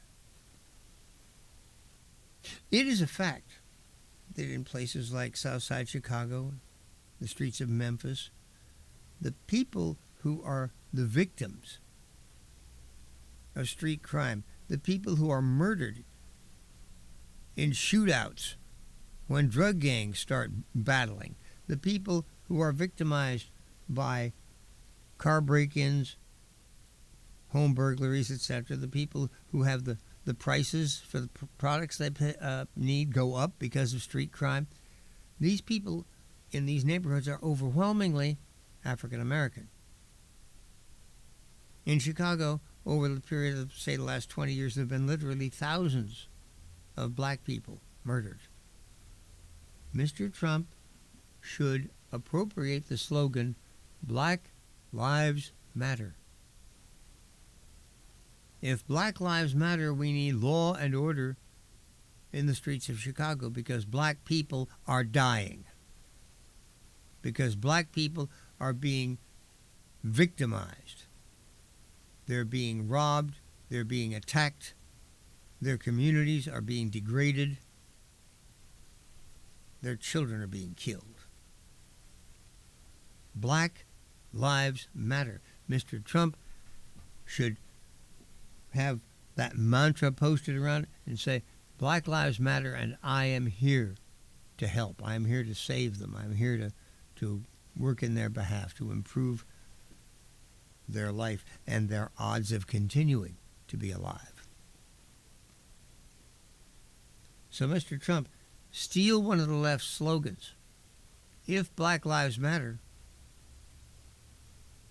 then we need order on the streets of black neighborhoods for the sake of the people who live there. After the Trump administration announced it's sending more ICE agents to Chicago, and that the president might call out the National Guard because of lawlessness there, Governor J.B. Pritzker slammed the president and his allies for sowing fear and intimidation and division among Americans. And attempts at consolidating power in Trump's hands. Not to be outdone, Mayor Brandon Johnson denounced America's addiction to putting criminals in jail. We cannot incarcerate our way out of violence. Once again, the left is using the perfect as a reason to oppose the good. Earlier I was talking about capitalism. I said it doesn't produce utopia. And so the left comes along and says, well, all we have to do is make this modification, that modification, and we'll produce utopia. But of course they haven't either. Mayor Brandon Johnson says you can't incarcerate your way out of violence. What he's putting up there is the idea of we end all violence in our streets. And of course, he's right, that's not possible. But every time you take a person who is a career criminal, they victimize other human beings for a living, and they do it every day regularly. It's how they support themselves. Every time you take a person like that and incarcerate them, the neighborhood becomes a little bit safer. It doesn't become perfect, but it improves. Brandon Johnson says, well, unless it's going to be 100% effective, we don't want to do it. He's not interested in any improvement. He doesn't even see that that's the goal. When you take malefactors off the streets, each time you do, you make things just a little bit better. The person who would have been victimized by that guy today is going to have a nice day. The convenience store owner who would have been looking down the barrel of his gun and handing over his money is today just going to do a day's business because that particular criminal wasn't there to jack him up. So Mayor Johnson, because you can't incarcerate your way out of violence doesn't mean you shouldn't incarcerate those who are in the business of conducting violence and in the business of victimizing people in the community. Incidentally, how do you classify nonviolent crime? If a guy comes in, holds a robbery at gunpoint, pockets the money and splits, is that a nonviolent crime? Nobody got hit, nobody got shot, nobody got cut. Armed robbery, but no violence. I am sick to death of these leftists and their seemingly granting unlimited carte blanche to criminals to behave in any way they wish.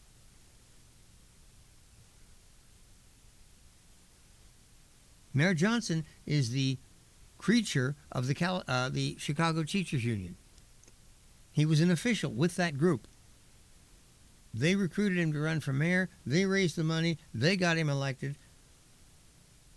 You wonder why I say that of all the people in this country, school teachers, as a group, I mean, you can find good ones here and there, but school teachers as a group are one of the most malicious influences in the country. And the idea that we put our children in their care every day is enough to make me irp. Pritzker and Johnson reinforced one of their party's most persistent and damaging weaknesses. They're perceived as soft on crime and tolerant of criminal behavior. You think? Some Democratic leaders, keenly aware of lack of public support for their party on these points, are trying a different track. The U.S. Conference of Mayors is nonpartisan, but mayors in big cities are overwhelmingly Democrats. So it was interesting when a July conference survey of 60 mayors found nearly 6 in 10 labeled juvenile crime serious or very serious. While none thought the National Guard would be helpful, 3/4 of them backed increased federal support to track drug trafficking, investigate high-level crimes, and trace guns. 58 of 60 mayors urged Washington to help purchase police technology and other equipment. Well, that's nice. So they want money to buy more toys for the cops. And all the things they had down at the police officer stations, all the 8x10 glossies with the circles and arrows and the fancy camera it took there with 8x10 glossies. You can buy as many toys for the police as you want. But if the police aren't empowered and encouraged to go out and use those toys to detect and arrest criminals and place them in jail, you've wasted your money. So, of course, 58, I'm surprised it wasn't 60 out of 60 mayors wanting more money from Washington to purchase toys for their cops.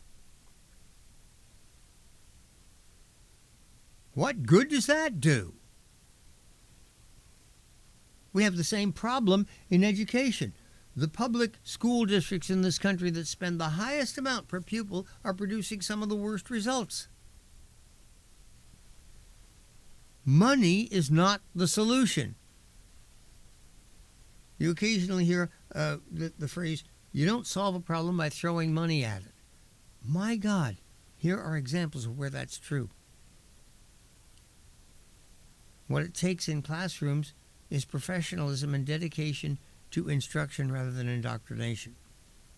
What it takes in the streets of our cities is police officers who are tasked and trusted by the political leaders and people who have their back to go in, make the streets safe, and enforce the law. And if occasionally a head needs to be cracked in order to do that, you crack that head. Human beings can be very recalcitrant when called upon to behave properly.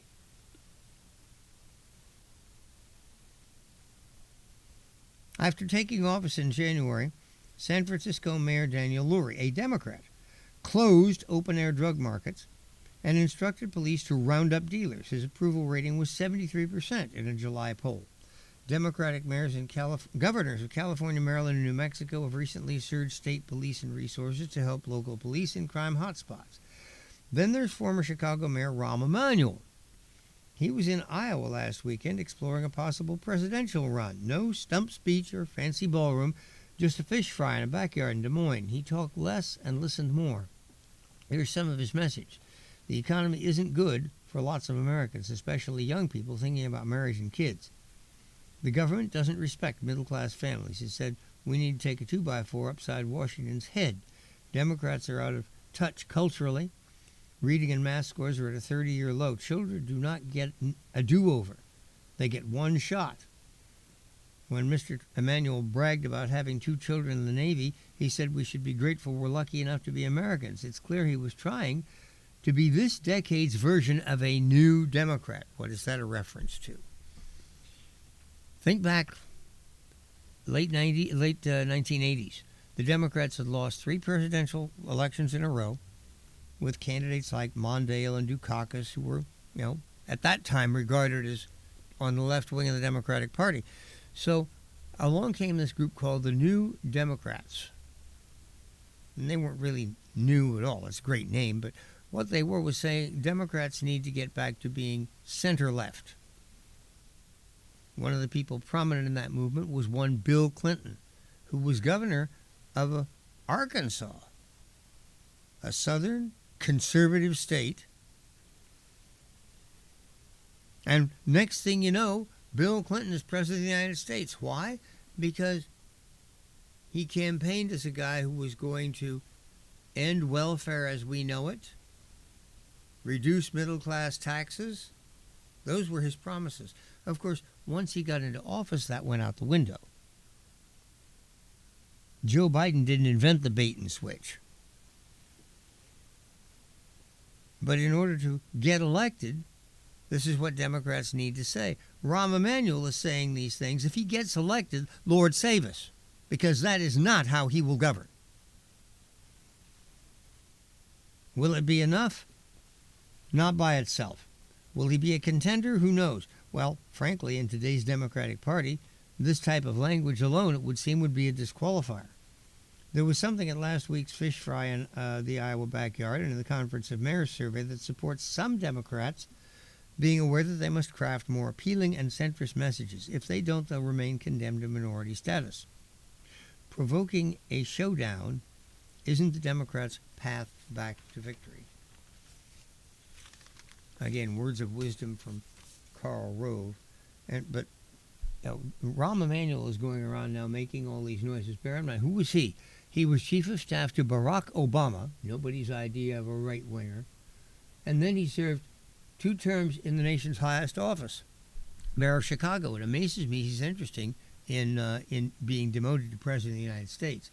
And don't laugh, that's how the people of Chicago actually think about things. Okay, I have 10 seconds left before it is 11 o'clock. Hour number 2 comes to a close, and for 6 minutes you'll be hearing some news and weather on Santa Cruz Voice. Then I'll be back with hour number 3.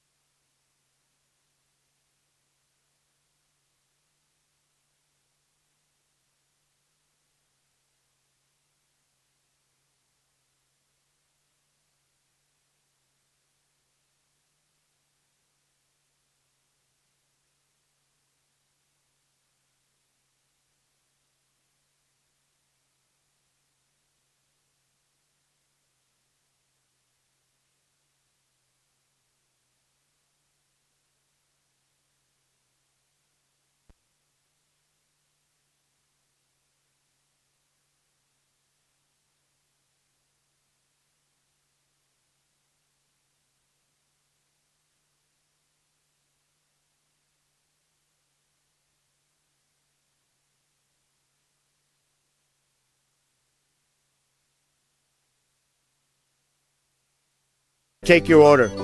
Donald, cut it out. It's me. You got to take down that sombrero meme. It's embarrassing me. Embarrassing? The sombrero makes Hakeem look better than ever. Donald, this is serious. Okay, I'll tell you what. I'll take it down if you reopen the government. Look, I need these illegals to have health care so I can keep eating Taco Bell without feeling guilty.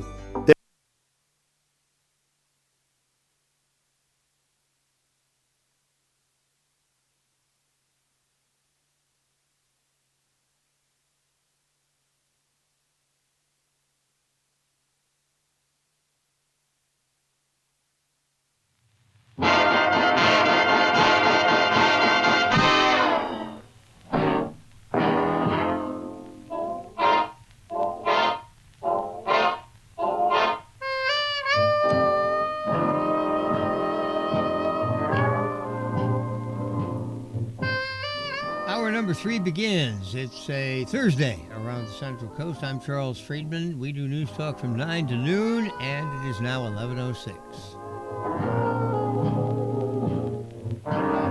That is if you're in the Pacific time zone.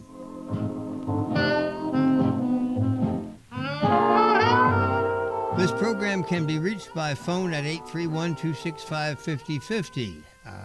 Doesn't seem to be something that many people are interested in doing today, but if you change your mind, I'm here and I will be happy to take your phone call. And right now, quick like a bunny, I'm putting the phone screen up so that if you do call in, I will see it. One of my listeners sent me this is an artificially intelligence-produced telephone call between Senator Schumer and Donald Trump regarding reopening the government. Senator Schumer calls the president. Let's see what he has to say. Hi, this is Taco Bell. How can I take your order? Donald, cut it out. It's me. You got to take down that sombrero meme. It's embarrassing me. Embarrassing? The sombrero makes Hakeem look better than ever. Donald, this is serious. Okay, I'll tell you what. I'll take it down if you reopen the government. Look, I need these illegals to have health care so I can keep eating Taco Bell without feeling guilty. There it is. You care more about illegals than you do our own citizens. You're cooking Americans the same way you cook your hamburgers. Raw, careless, and making everybody sick. I'm begging you, Mr.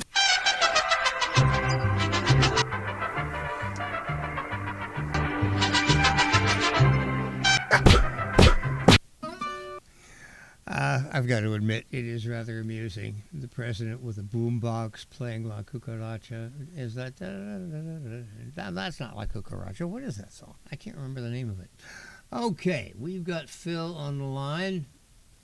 Or do we? No, I guess we don't. It doesn't look as if we do. Okay, well, if that changes, I'll bring up the call. 831-265-5050 is the telephone number, and once again, thanks to Bob, who sent along that particular little amusing artificial intelligence generated. That was obvious. For laughs, it wasn't really Schumer and Trump, not either of them. Okay, looks like Phil is back. Let's find out what his story is. Couldn't make up his mind here. Hi there. How are you doing? Hi, can you hear me now? Yeah, I think so. Okay, good. I don't know what happened there, but it was dead silence. Well, sometimes the electronic gremlins just don't cooperate. Yeah, I am okay. I'm at the gym, and this morning we went to a Yom Kippur service, and I wanted to relate this story to you because it's... the tag of it should be "Welcome to the 21st Century." So we got to the service. We were late for various reasons. We arrived very late, and all the parking spaces were taken. So I kind of made my own. I wasn't blocking anybody. And we go into the service, and there were literally hundreds of people at this service because this is the holiest day of the year in the Jewish calendar. Well, about 15 minutes later, a security guard comes to our seat and taps my wife on the shoulder and says, we have to move your car. It's in an unauthorized area. And so I walked out with the guard, and I said, "How did you find us in all this crowd and knew which car we were driving?" He says, "Well, we capture everything on camera here, so we followed your movements." And I'm thinking to myself, this is like George Orwell come to life. You have privacy. I'm happy to have security because of all of the violent attacks on synagogues and churches lately, but we're giving up all of our personal space and privacy in order to have this. And I wanted to hear your comment on that. It's a trade-off, isn't it, Phil? You ask for security, but you say, I still want my autonomy and my privacy, and the one is irrevocably opposed to the other. So to the extent that you go for the security, you wind up sacrificing the autonomy. I bet most people have no idea that they're being tracked to that level, that they know which car you arrived in, where the car is, and where you were seated. Well, obviously you made the point yourself that this being a synagogue and the fact that Jewish people and Jewish places of worship are specifically targeted by, well, a significant number of nuts these days. There's a lot of anti-Semitic violence. So there is. In this particular instance, you went to a place where this security is going to be enhanced. Now, frankly, the place I generally go when I leave the house, and where I'll probably wind up going today, is the Safeway down the street in Freedom Center on Freedom Boulevard. When I park in that parking lot and go inside, I don't think anybody is, they may have, people who are watching for shoplifters, but frankly, nowadays, even that, I doubt. I've heard people who work at the Safeway saying, if people help themselves to things and walk out the door, we're told to let them go. So, I haven't had this experience, and that's why I'm so interested. I'm grateful for your call, because here you have had the experience, and you're telling me, hey, this was, Big Brother was watching me, and it made me nervous. Right. If I want to pick my nose, I have to be careful because somebody could be watching on camera. Yep. Yeah. Anyway, it kind of startled me, and I wanted to share it with you. And we'll be going back later for the evening service, and maybe we'll get a parking space this time. Well, don't be late. You should have better luck.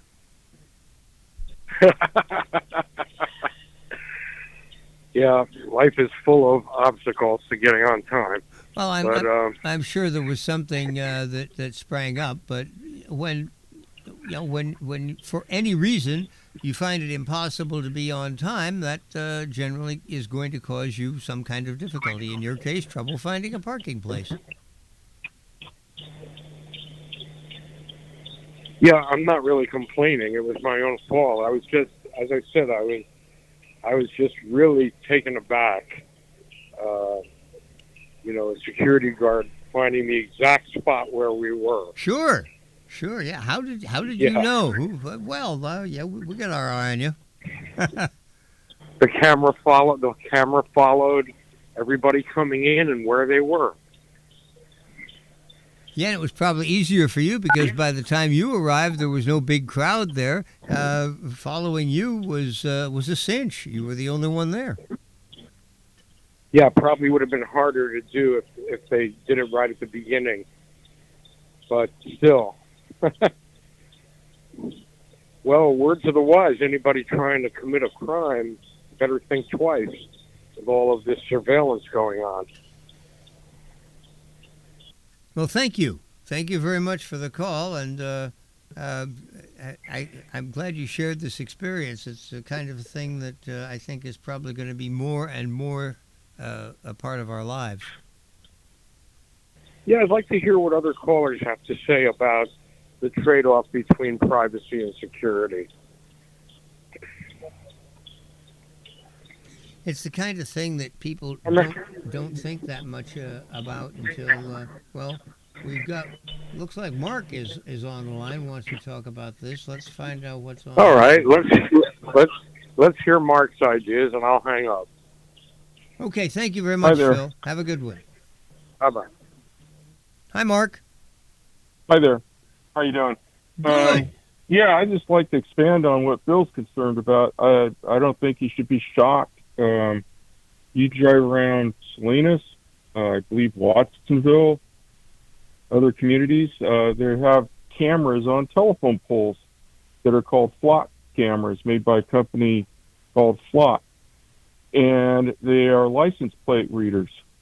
And you're tracked by those cameras. So if the police are concerned about a robbery, somebody says, oh, said car was at the robbery, they can look it up and find out where that car was going, what streets it went to. And so when you step out of the front door of your house, you have no expectations of privacy whatsoever. I think these flock cameras are kind of nice, but my only concern with them is they're run by a private company, so who keeps that data? And to me, that's a concern. Other than that, I don't have a problem with the police utilizing them, because every time some terrible crime happens, everybody's relieved, oh, they caught the person right away. But it comes at a cost, privacy.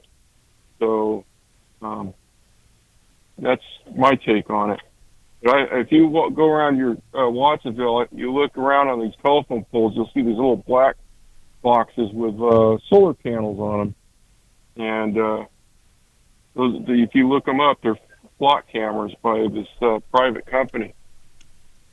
So what happens? The city of Watsonville contracts with this company to operate these cameras? Correct. Okay. There's a big deal in San Antonio, Texas, where a lot of citizens are upset about them. And I think they're upset that the police have access to it all. But my only concern would be you should, who the hell takes care of who's in charge of the data tracking people running around town? Because it's run by a private company. I don't think they should have that data, but I don't have a problem with the police department using them in case, a crime takes a place. I want them to get the guy and get the person responsible right away. So it's just two separate issues for me. And a lot of communities around the country are getting these flock cameras. I'm thinking about the point you made about being uncomfortable with the private company. Well, this strikes me as being a deal driven by economics as much as anything else. Cities having limited tax resources, buying all of this stuff would not be practical. They contract with a private company whose business is to do this. They this is their bread and butter. This is how they earn their living. Yeah. And the question of storage of the data, well, obviously, once again, the private company is going to store the data so that it's available when, say, the Watsonville Police Department says, "Hey, we've been made aware of illegal activity at such and such a location at such and such a time, and can you please show us what was going on at that location and time?" And then this is part of the service that this company provides. It all makes sense to me.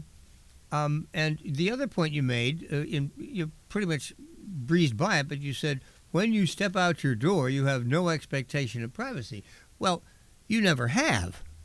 I mean, the idea of an expectation... No, you never. The idea of an expectation of privacy is a legal term. When you're on a public street, you have no expectation of privacy because anybody, either driving by or walking by or looking out of a window, anybody can see you, and there you are.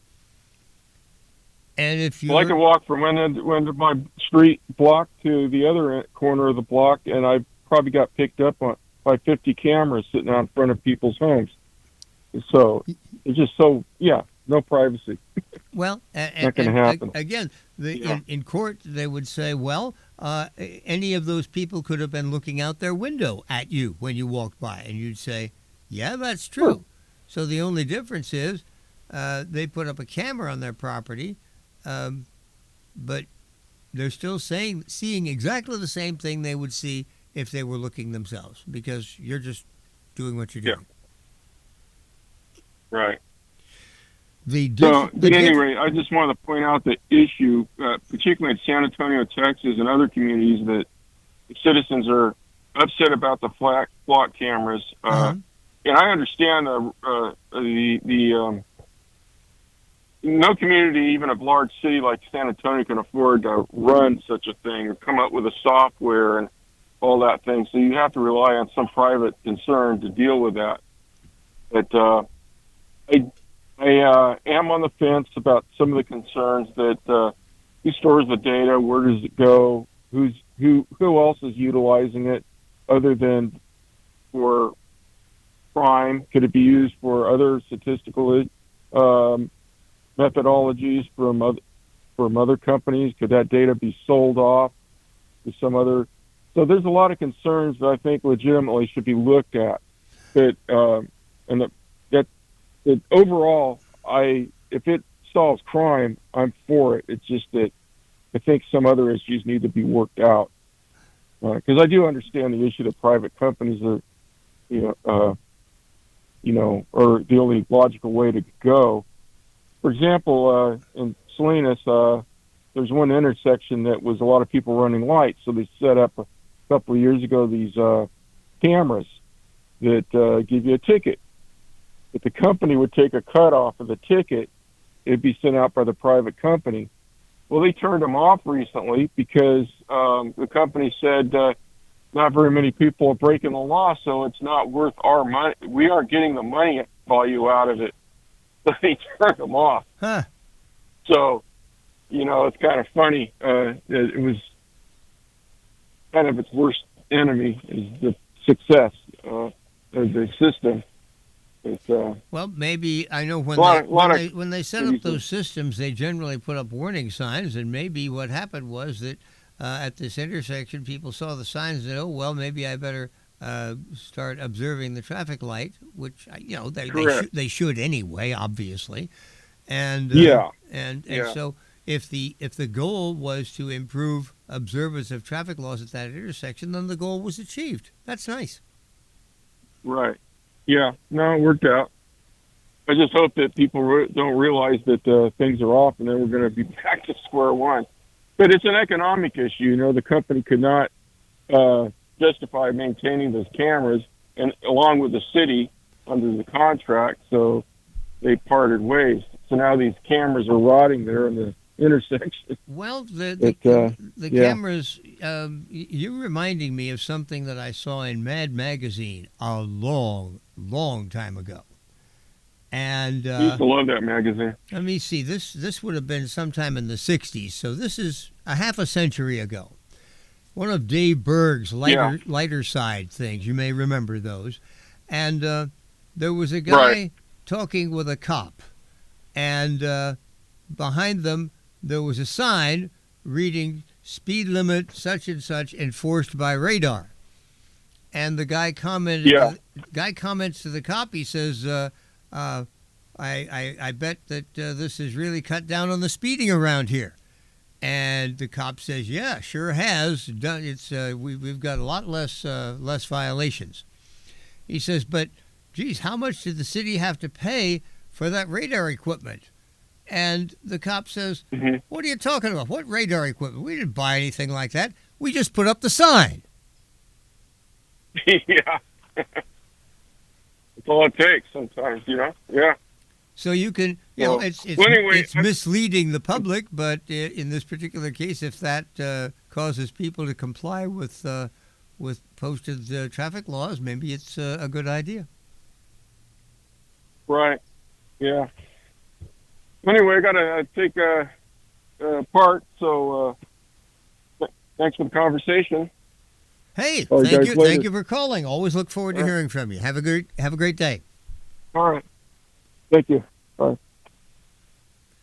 Well, that was an interesting conversation. Phil was the one who initiated that by talking about this, the funny feeling he got going to synagogue and having somebody come in and say, "Hey, you need to move your car." How'd you know it was me? Oh, we've been tracking you. Oh, yeah?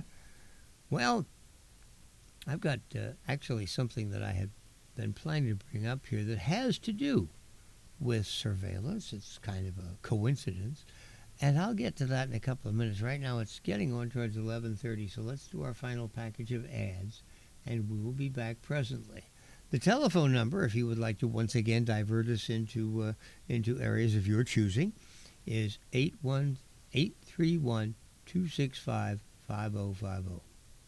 You have to move now. No problem. Store your stuff at Anbar Self-Storage and U-Haul. Easy off Highway 1 on Airport Boulevard by the airport. 24/7 security. Drive it to your door and store it at Anbar Self-Storage and U-Haul in Freedom. You sold your motorcycle to a friend in Fresno and need to deliver it. Well, Anbar Self-Storage and U-Haul in Freedom has motorcycling car trailers ready to go. Easy off Highway 1 on Airport Boulevard by the airport. Anbar Self-Storage and U-Haul in Freedom. Back in the 16th century, a famous prophet and psychic, Nostradamus, predicted great disasters. Hundreds of years later, believe it or not, a lot of his predictions have come true. Today we have another psychic and prophet among us. His name is Nostradamus. His great ability to predict when home repairs, primarily a roof, will become a much-needed thing is truly remarkable. His predictions have been renowned and recorded for many years now. Yes, Nostradamus can be found, a key owner at Knox Roofing, and he can give you accurate advice on when your roof will leak. His ability to see your home completed with only the best products and services is truly amazing.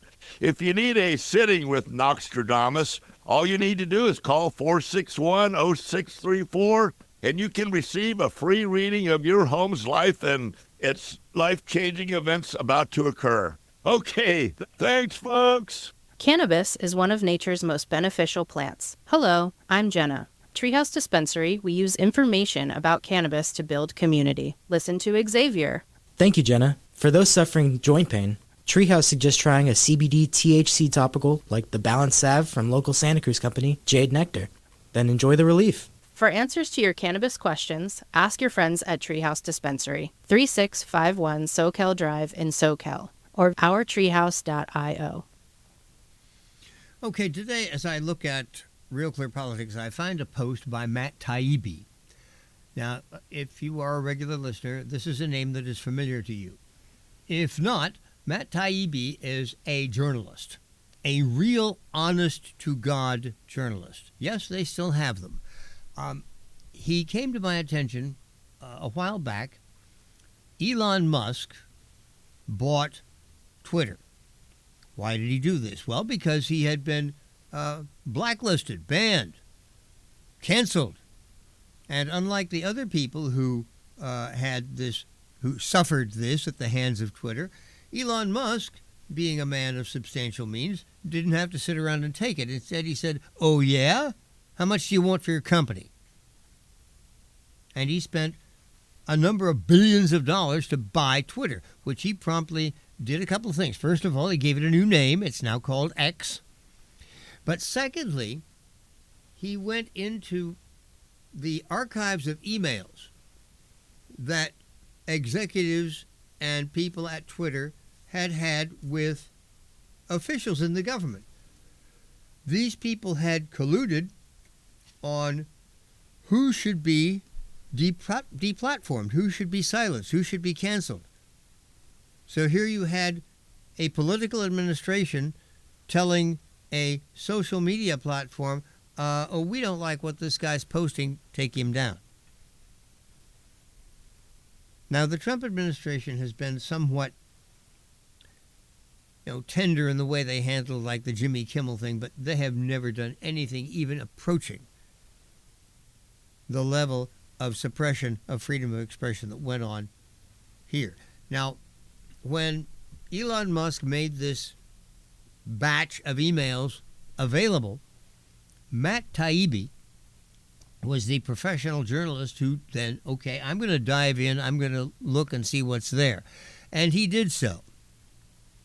And if you want to know about it, all you have to do is turn on your computer, and the key is Twitter files.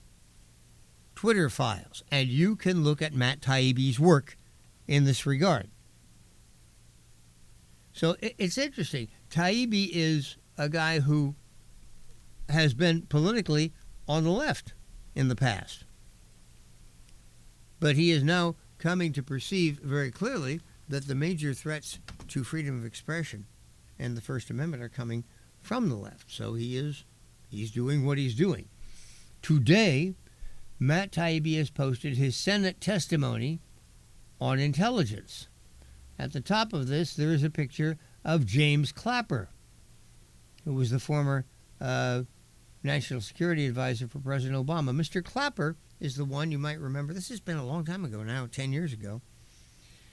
Question from Senator Ron Wyden, Democrat of Oregon. So, is the NSA spying on collecting data on average Americans?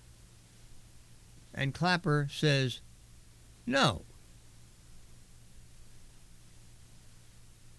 Which turned out within a very short period of time to be a lie. And I've always wondered why Mr. Clapper's career didn't end at that point. I remember thinking then, oh boy, we've seen the last of that guy Clapper, but no. Honored, rewarded, given additional positions of responsibility. You'd think once you screw up that bad that somebody would tie a can to you. But that's not the way it is on the left. Anyway, Matt Taibbi sprach thus. Last year, former Hawaii Congresswoman and presidential candidate Tulsi Gabbard was placed in a surveillance program called Quiet Skies by the Transportation and Security Administration. Across 8 flights, she was subject to intrusive searches, followed by bomb-sniffing dogs, and trailed by 3 federal air marshals per flight, who, if they were following procedure, were attempting to listen to her conversations, following her to airport exits to see if anyone met her, and even recording how often and what times she went to the bathroom. To cover the story, I contacted TSA. They no-commented the main question. TSA does not confirm or deny whether any individual has matched to a risk-based rule, they said. But they added, as if in mitigation, simply matching a risk-based rule does not constitute derogatory information about an individual. In other words, we can't say if Ms. Gabbard was in the program, but if she was, don't draw conclusions because we even do this to innocent people. Before Quiet Skies was discontinued by this administration, it was a symbol of a steep decline of federal enforcement since 9/11. The government spent $200 million a year, following up to 50 people a day for a program that in its history never once led to an arrest or thwarted a single criminal act. Despite its demonstrated inutility and grave civil liberties concerns, it was refunded year after year because this was what government does now. It gathers information on its own citizens as an end in itself. In a week in which the question of whether federal... It is to be noted the Trump administration has discontinued this. In a week in which the question of whether federal security officials always tell the truth to Congress is back in the news. It's worth noting it's been 13 years since then Intelligence Director James Clapper answered, "No, sir," not wittingly, when Ron Wyden of Oregon asked, does the NSA collect any type of data at all on millions or hundreds of millions of Americans? See, this is one of the things I like about Matt. I opened this thing without having read all of this. And I reminded you of who James Clapper was by pointing out the single most telling moment in his public career. And Matt Taibbi is reminding you of it too. Good for you, buddy. Clapper later explained that he'd responded in the most untruthful manner. Wow, what a mouthful of double talk. Again, doesn't it gall you that this guy is venerated by the left as a national security professional and one of the top people in the Obama and Biden administrations, and I don't know what all. He and John Brennan.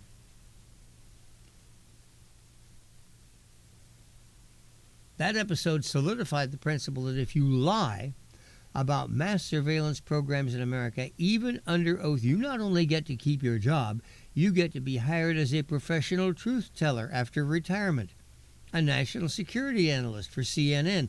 If you try to tell the truth about the same issues, your options are prison or leaving the country forever. In those 13 years, Americans have become numb to surveillance. It was once a core principle. Government couldn't or shouldn't spy on citizens without predication. Now much of the country accepts as inevitable the idea that every move we make is being recorded and analyzed. You see why I wanted to share this with you in the light of the conversations we just had with Phil and Mark. We know emails and phone conversations are being collected passively via programs of dubious legality. And the mountains of data we leave behind, this is what Mark was talking about, as our lives move online, from geolocations of cell phones to GPS tracking to travel, banking, and medical records are increasingly fodder for overt and covert acquisition by federal analysts. As Google admitted last week, federal officials partnered with companies not just to monitor speech, but to suppress it on a grand scale. A lot of these changes have their roots in war on terror programs that exchanged predication for a pre-crime theory out of Minority Report. Quiet Skies was the paradigmatic example of a program that could take endless liberties with the Constitution because it was secret. When you gather information with no intention of going to court, as TSA did with Quiet Skies, you never have to justify yourself to a judge. This leads to a lot of what one court called the exact sort of general exploratory rummaging that the Fourth Amendment was designed to prevent. This is a betrayal not just of the public, but of people we trained at taxpayer expense to do real and important work. Former Marshal Robert McLean put it best when he said, "The Air Marshal's job is to protect the cockpit and the pilots. Let somebody else do the intelligence." Similarly, in the last decade, current and former FBI agents, fellow witness Tristan Levitt's firm has represented a number of them, have talked about how since 9/11 the FBI spends less time building cases but does more generalized spying, much of it political. One agent I interviewed said the distinction between people who believe bad thoughts and people who do bad things has been completely lost on our government since 9/11. Once you start down the road of collecting information on innocent people, it creates the intellectual justification for doing it again and again. From a contracting perspective, this is the proverbial self-licking ice cream cone, a spiral of endless expense. Morally, all this information gathering reverses the natural political order, giving officials undeserved and unearned power over their bosses, the voters. These programs all need to be reevaluated. A lot of them have to go. People who lie about them in this chamber need to be fired. This chamber would be the U.S. Senate. Let's hope the elimination of Quiet Skies is just the beginning. Thank you. Testimony of Matt Taibbi before the United States Senate. And once again, this is one of those people in journalism, like Cheryl Atkinson and Catherine Herridge, who really command respect for the work they've done and the professionalism that they have exhibited over a period of time.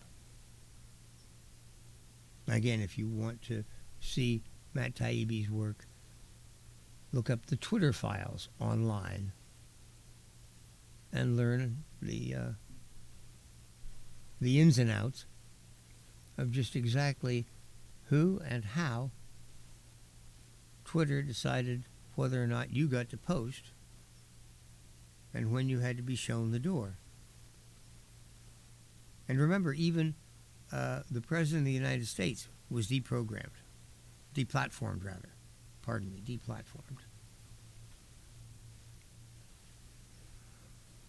Okay, we've got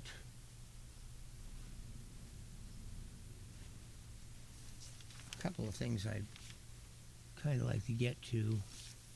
Oh, this might find itself somewhat funny.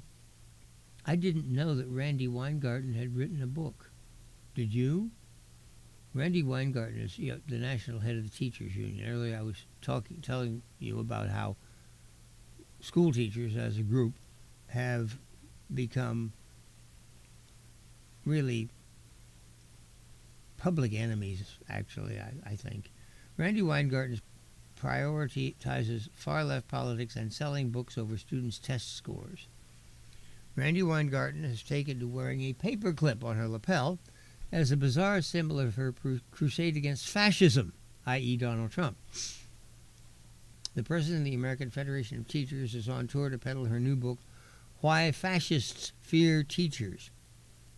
Yet another example of prioritizing poisonous politics over education from this Marxist fossil, not to mention fattening her own wallet. The paperclip, as she explains to anyone who will listen, mostly on MSNBC, symbolizes a Norwegian protest against Hitler during World War II. Pretty subtle analogy there. Less than 3 weeks after Charlie Kirk was assassinated by a young leftist, Weingarten is engaged in anti-fascist activity. In fact, she would continue with her fascist book tour after such a tragedy proves that her moral compass is badly awry. Not a child was found to be proficient in math and reading in 55 public schools in Chicago, according to 2024 state tests. Not one child proficient in math and reading in 55 public schools. Well, I said perfection was impossible. There you got perfection. In reverse. New York is not quite as bad, but still 2/3 of fourth graders are not proficient in math and reading. 12th grade scores, that's graduating high school, have dropped to levels not seen since 1992.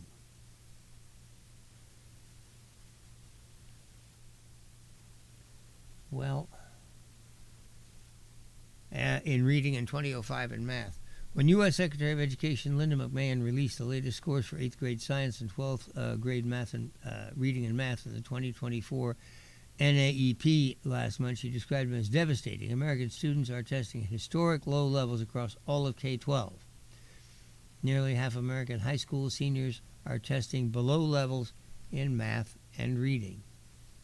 Despite spending billions annually on numerous K-12 programs, achievement gap is widening and more high school seniors are performing below basic benchmarks in reading and math than ever before. The nation's report card shows little or no progress. Reading scores for each grade level fell 5 points from 2019. Math scores dropped 3 points for fourth graders, 8 points for eighth graders. So there's more of these abysmal statistics, but the unnecessary prolonged school lockdowns during COVID extended well into 2021 caused lasting harm to children in public schools. The most severe impact was on kids in low-income families, Black, Hispanic, and rural students. A lot of kids figured school was a waste of time, and they lost the habit of going to class. Absenteeism has soared since the pandemic, with more than 1/3 of New York City students chronically absent last year. In Chicago, almost half the students don't bother to show up. Is it any wonder that gang violence is through the roof? Not much hope for the future in kids betrayed by the system and destined for a life on the margins.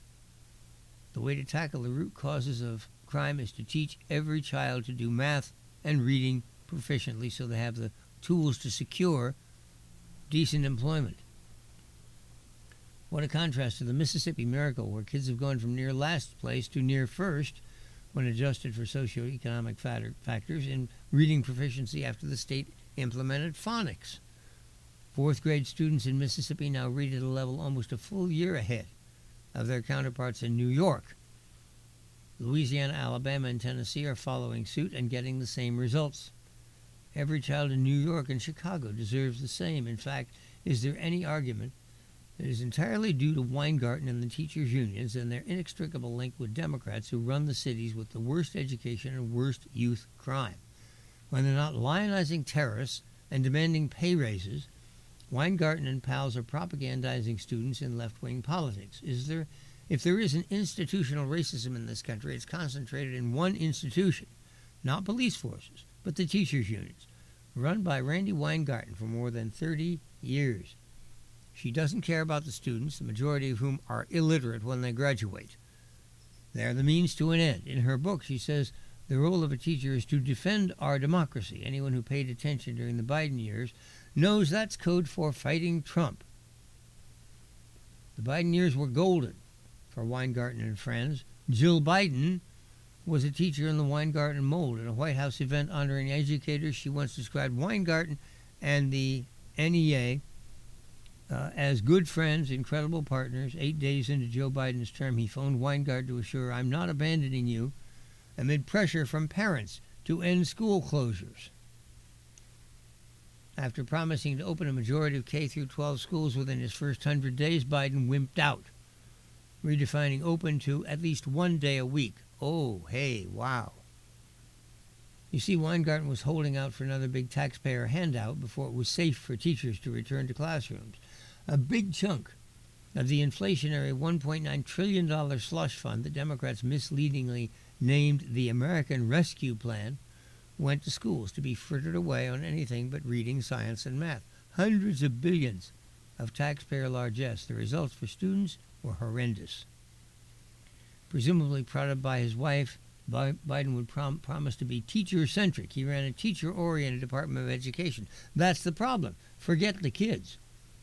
When peddling her book this week, Weingarten let the cat out of the bag when she said education is power. Of course, the power she is talking about is union power, political power, prioritizing woke brainwashing and protecting underperforming teachers at the expense of student achievement. Weingarten has done enough damage. Let this book be her swan song. I don't think that's going to happen, unfortunately. This is one plague that still rages among us.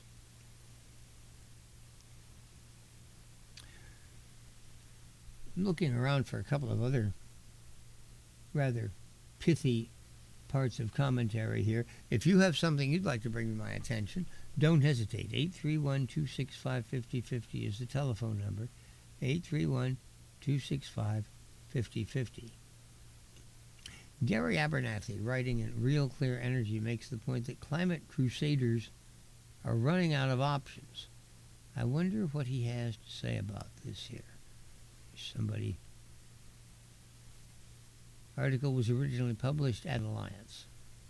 Published here with permission. In the wake of the federal government no longer serving as the obedient lapdog, the desperate lengths to which the climate cult goes to maintaining its standing is increasingly imaginative. Case in point, CNN recently reported that for the first time, scientists have quantified, oh, hey, we've got ourselves a phone call. I will take that instantly. This is from Mark. And there we go. Hello, Mark. How you doing? Charlie, there's another recent study on the country's education system came out, and it compared the performance of Catholic schools and against the public schools. And they're much performing at a higher level on both math and language arts skills than the public schools. And one thing interesting about the Catholic curriculum is they never got rid of phonics. They said, why would you do that? It's the teaching tool. Right. So on the reading scores, they're doing very well. The thing on Catholic schools, it's not the private school comparison. Like there's private schools in California that are doing very well, and they charge $50,000 a year for your child to go there. Our governor sends his kids to one of those schools. The Catholic schools are not that way. They pretty much accept everyone, and pretty minimal tuition to get in there. But the Catholic schools in California and in the country are doing well. Well, I've seen some of the same figures you have. This is one of the reasons why on my program, for many years now, I've told my listeners, if you have children in the public schools, you better, the alarm bells better be going off in your head, because these are are not basically educational institutions, they are indoctrination institutions. And if you want your kid to get a good education, you might be looking at alternatives, up to and including homeschooling, for which materials are available. And if you have the patience and ability to do this, it's a very good way to keep your child competitive. Well, that's correct. Now, homeschooling is difficult for working parents, obviously, but again, the Catholic schools using the old curriculum, the old math, the old language arts, the phonics, and the kids are performing very, very well compared to public schools. Our public schools are focusing on ethnic studies right now. They're focusing on last weekend's gay day at Watsonville High. But and they're saying that phonics is discriminatory because the ESL, the English language learning students, can't comprehend it, although they did for 200 years. In the United States public schools, phonics did very well, but they're saying it's a discriminatory process to utilize it in the schools. That's just crazy. I just don't see it because. Yeah, I know. I know, but anyhow, that's where it's rolling. But yeah, the public schools in California are a disgrace. I mean, they're doing so bad in what they're focusing on, and on. It's interesting. The dean of the law school at UC Berkeley, a public school, excoriated the Trump administration, and how fascism is, uses this word coming in and all that. I looked up his salary, and he's making $650,000 a year. So I think he's doing well in the current situation. But I've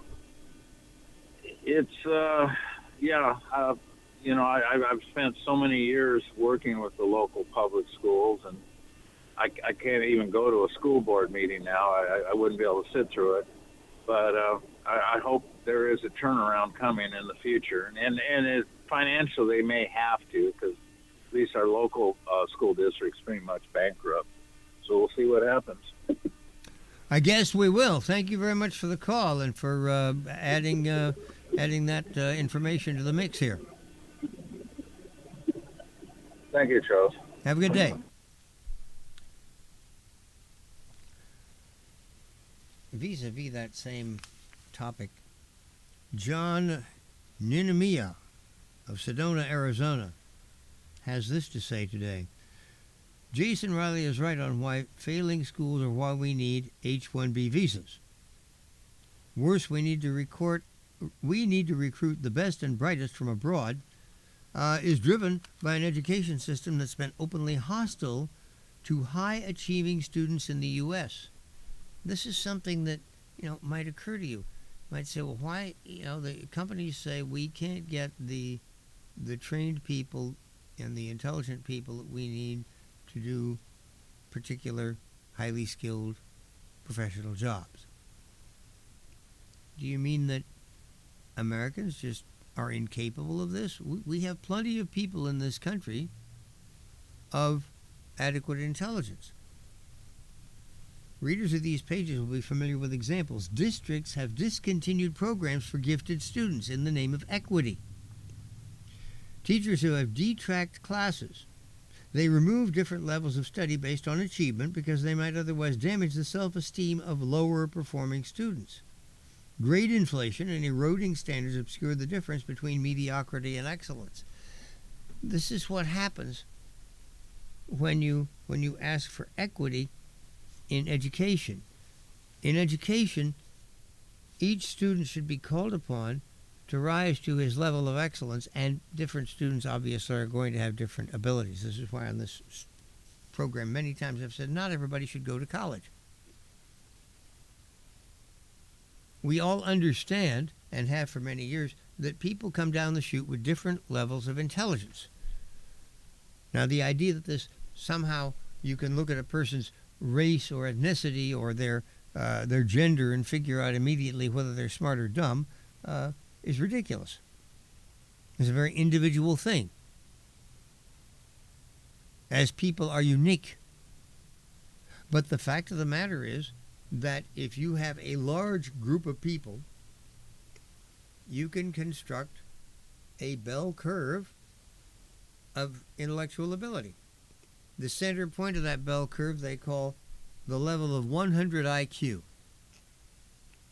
That's where you'll see the largest concentration. And what that means, of course, is that half your people are going to be above that and half are going to be below.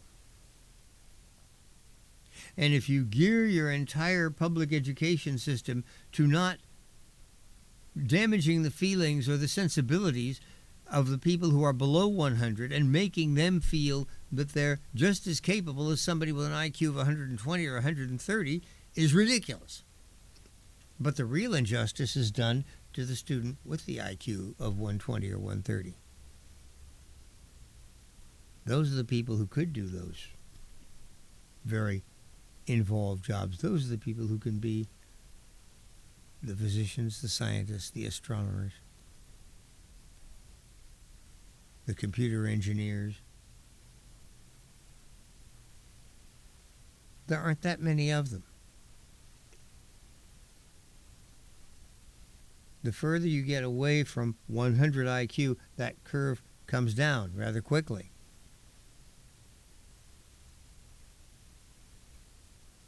And you wind up with very few people with the kind of intelligence. Very few people as a share of the population, that is. We have a population of 330 million, which means we should have quite a few. Even if it's only a small percentage of the total. Our total is large enough. We have a big enough pool of human beings to where we're going to have a significant number of bright ones.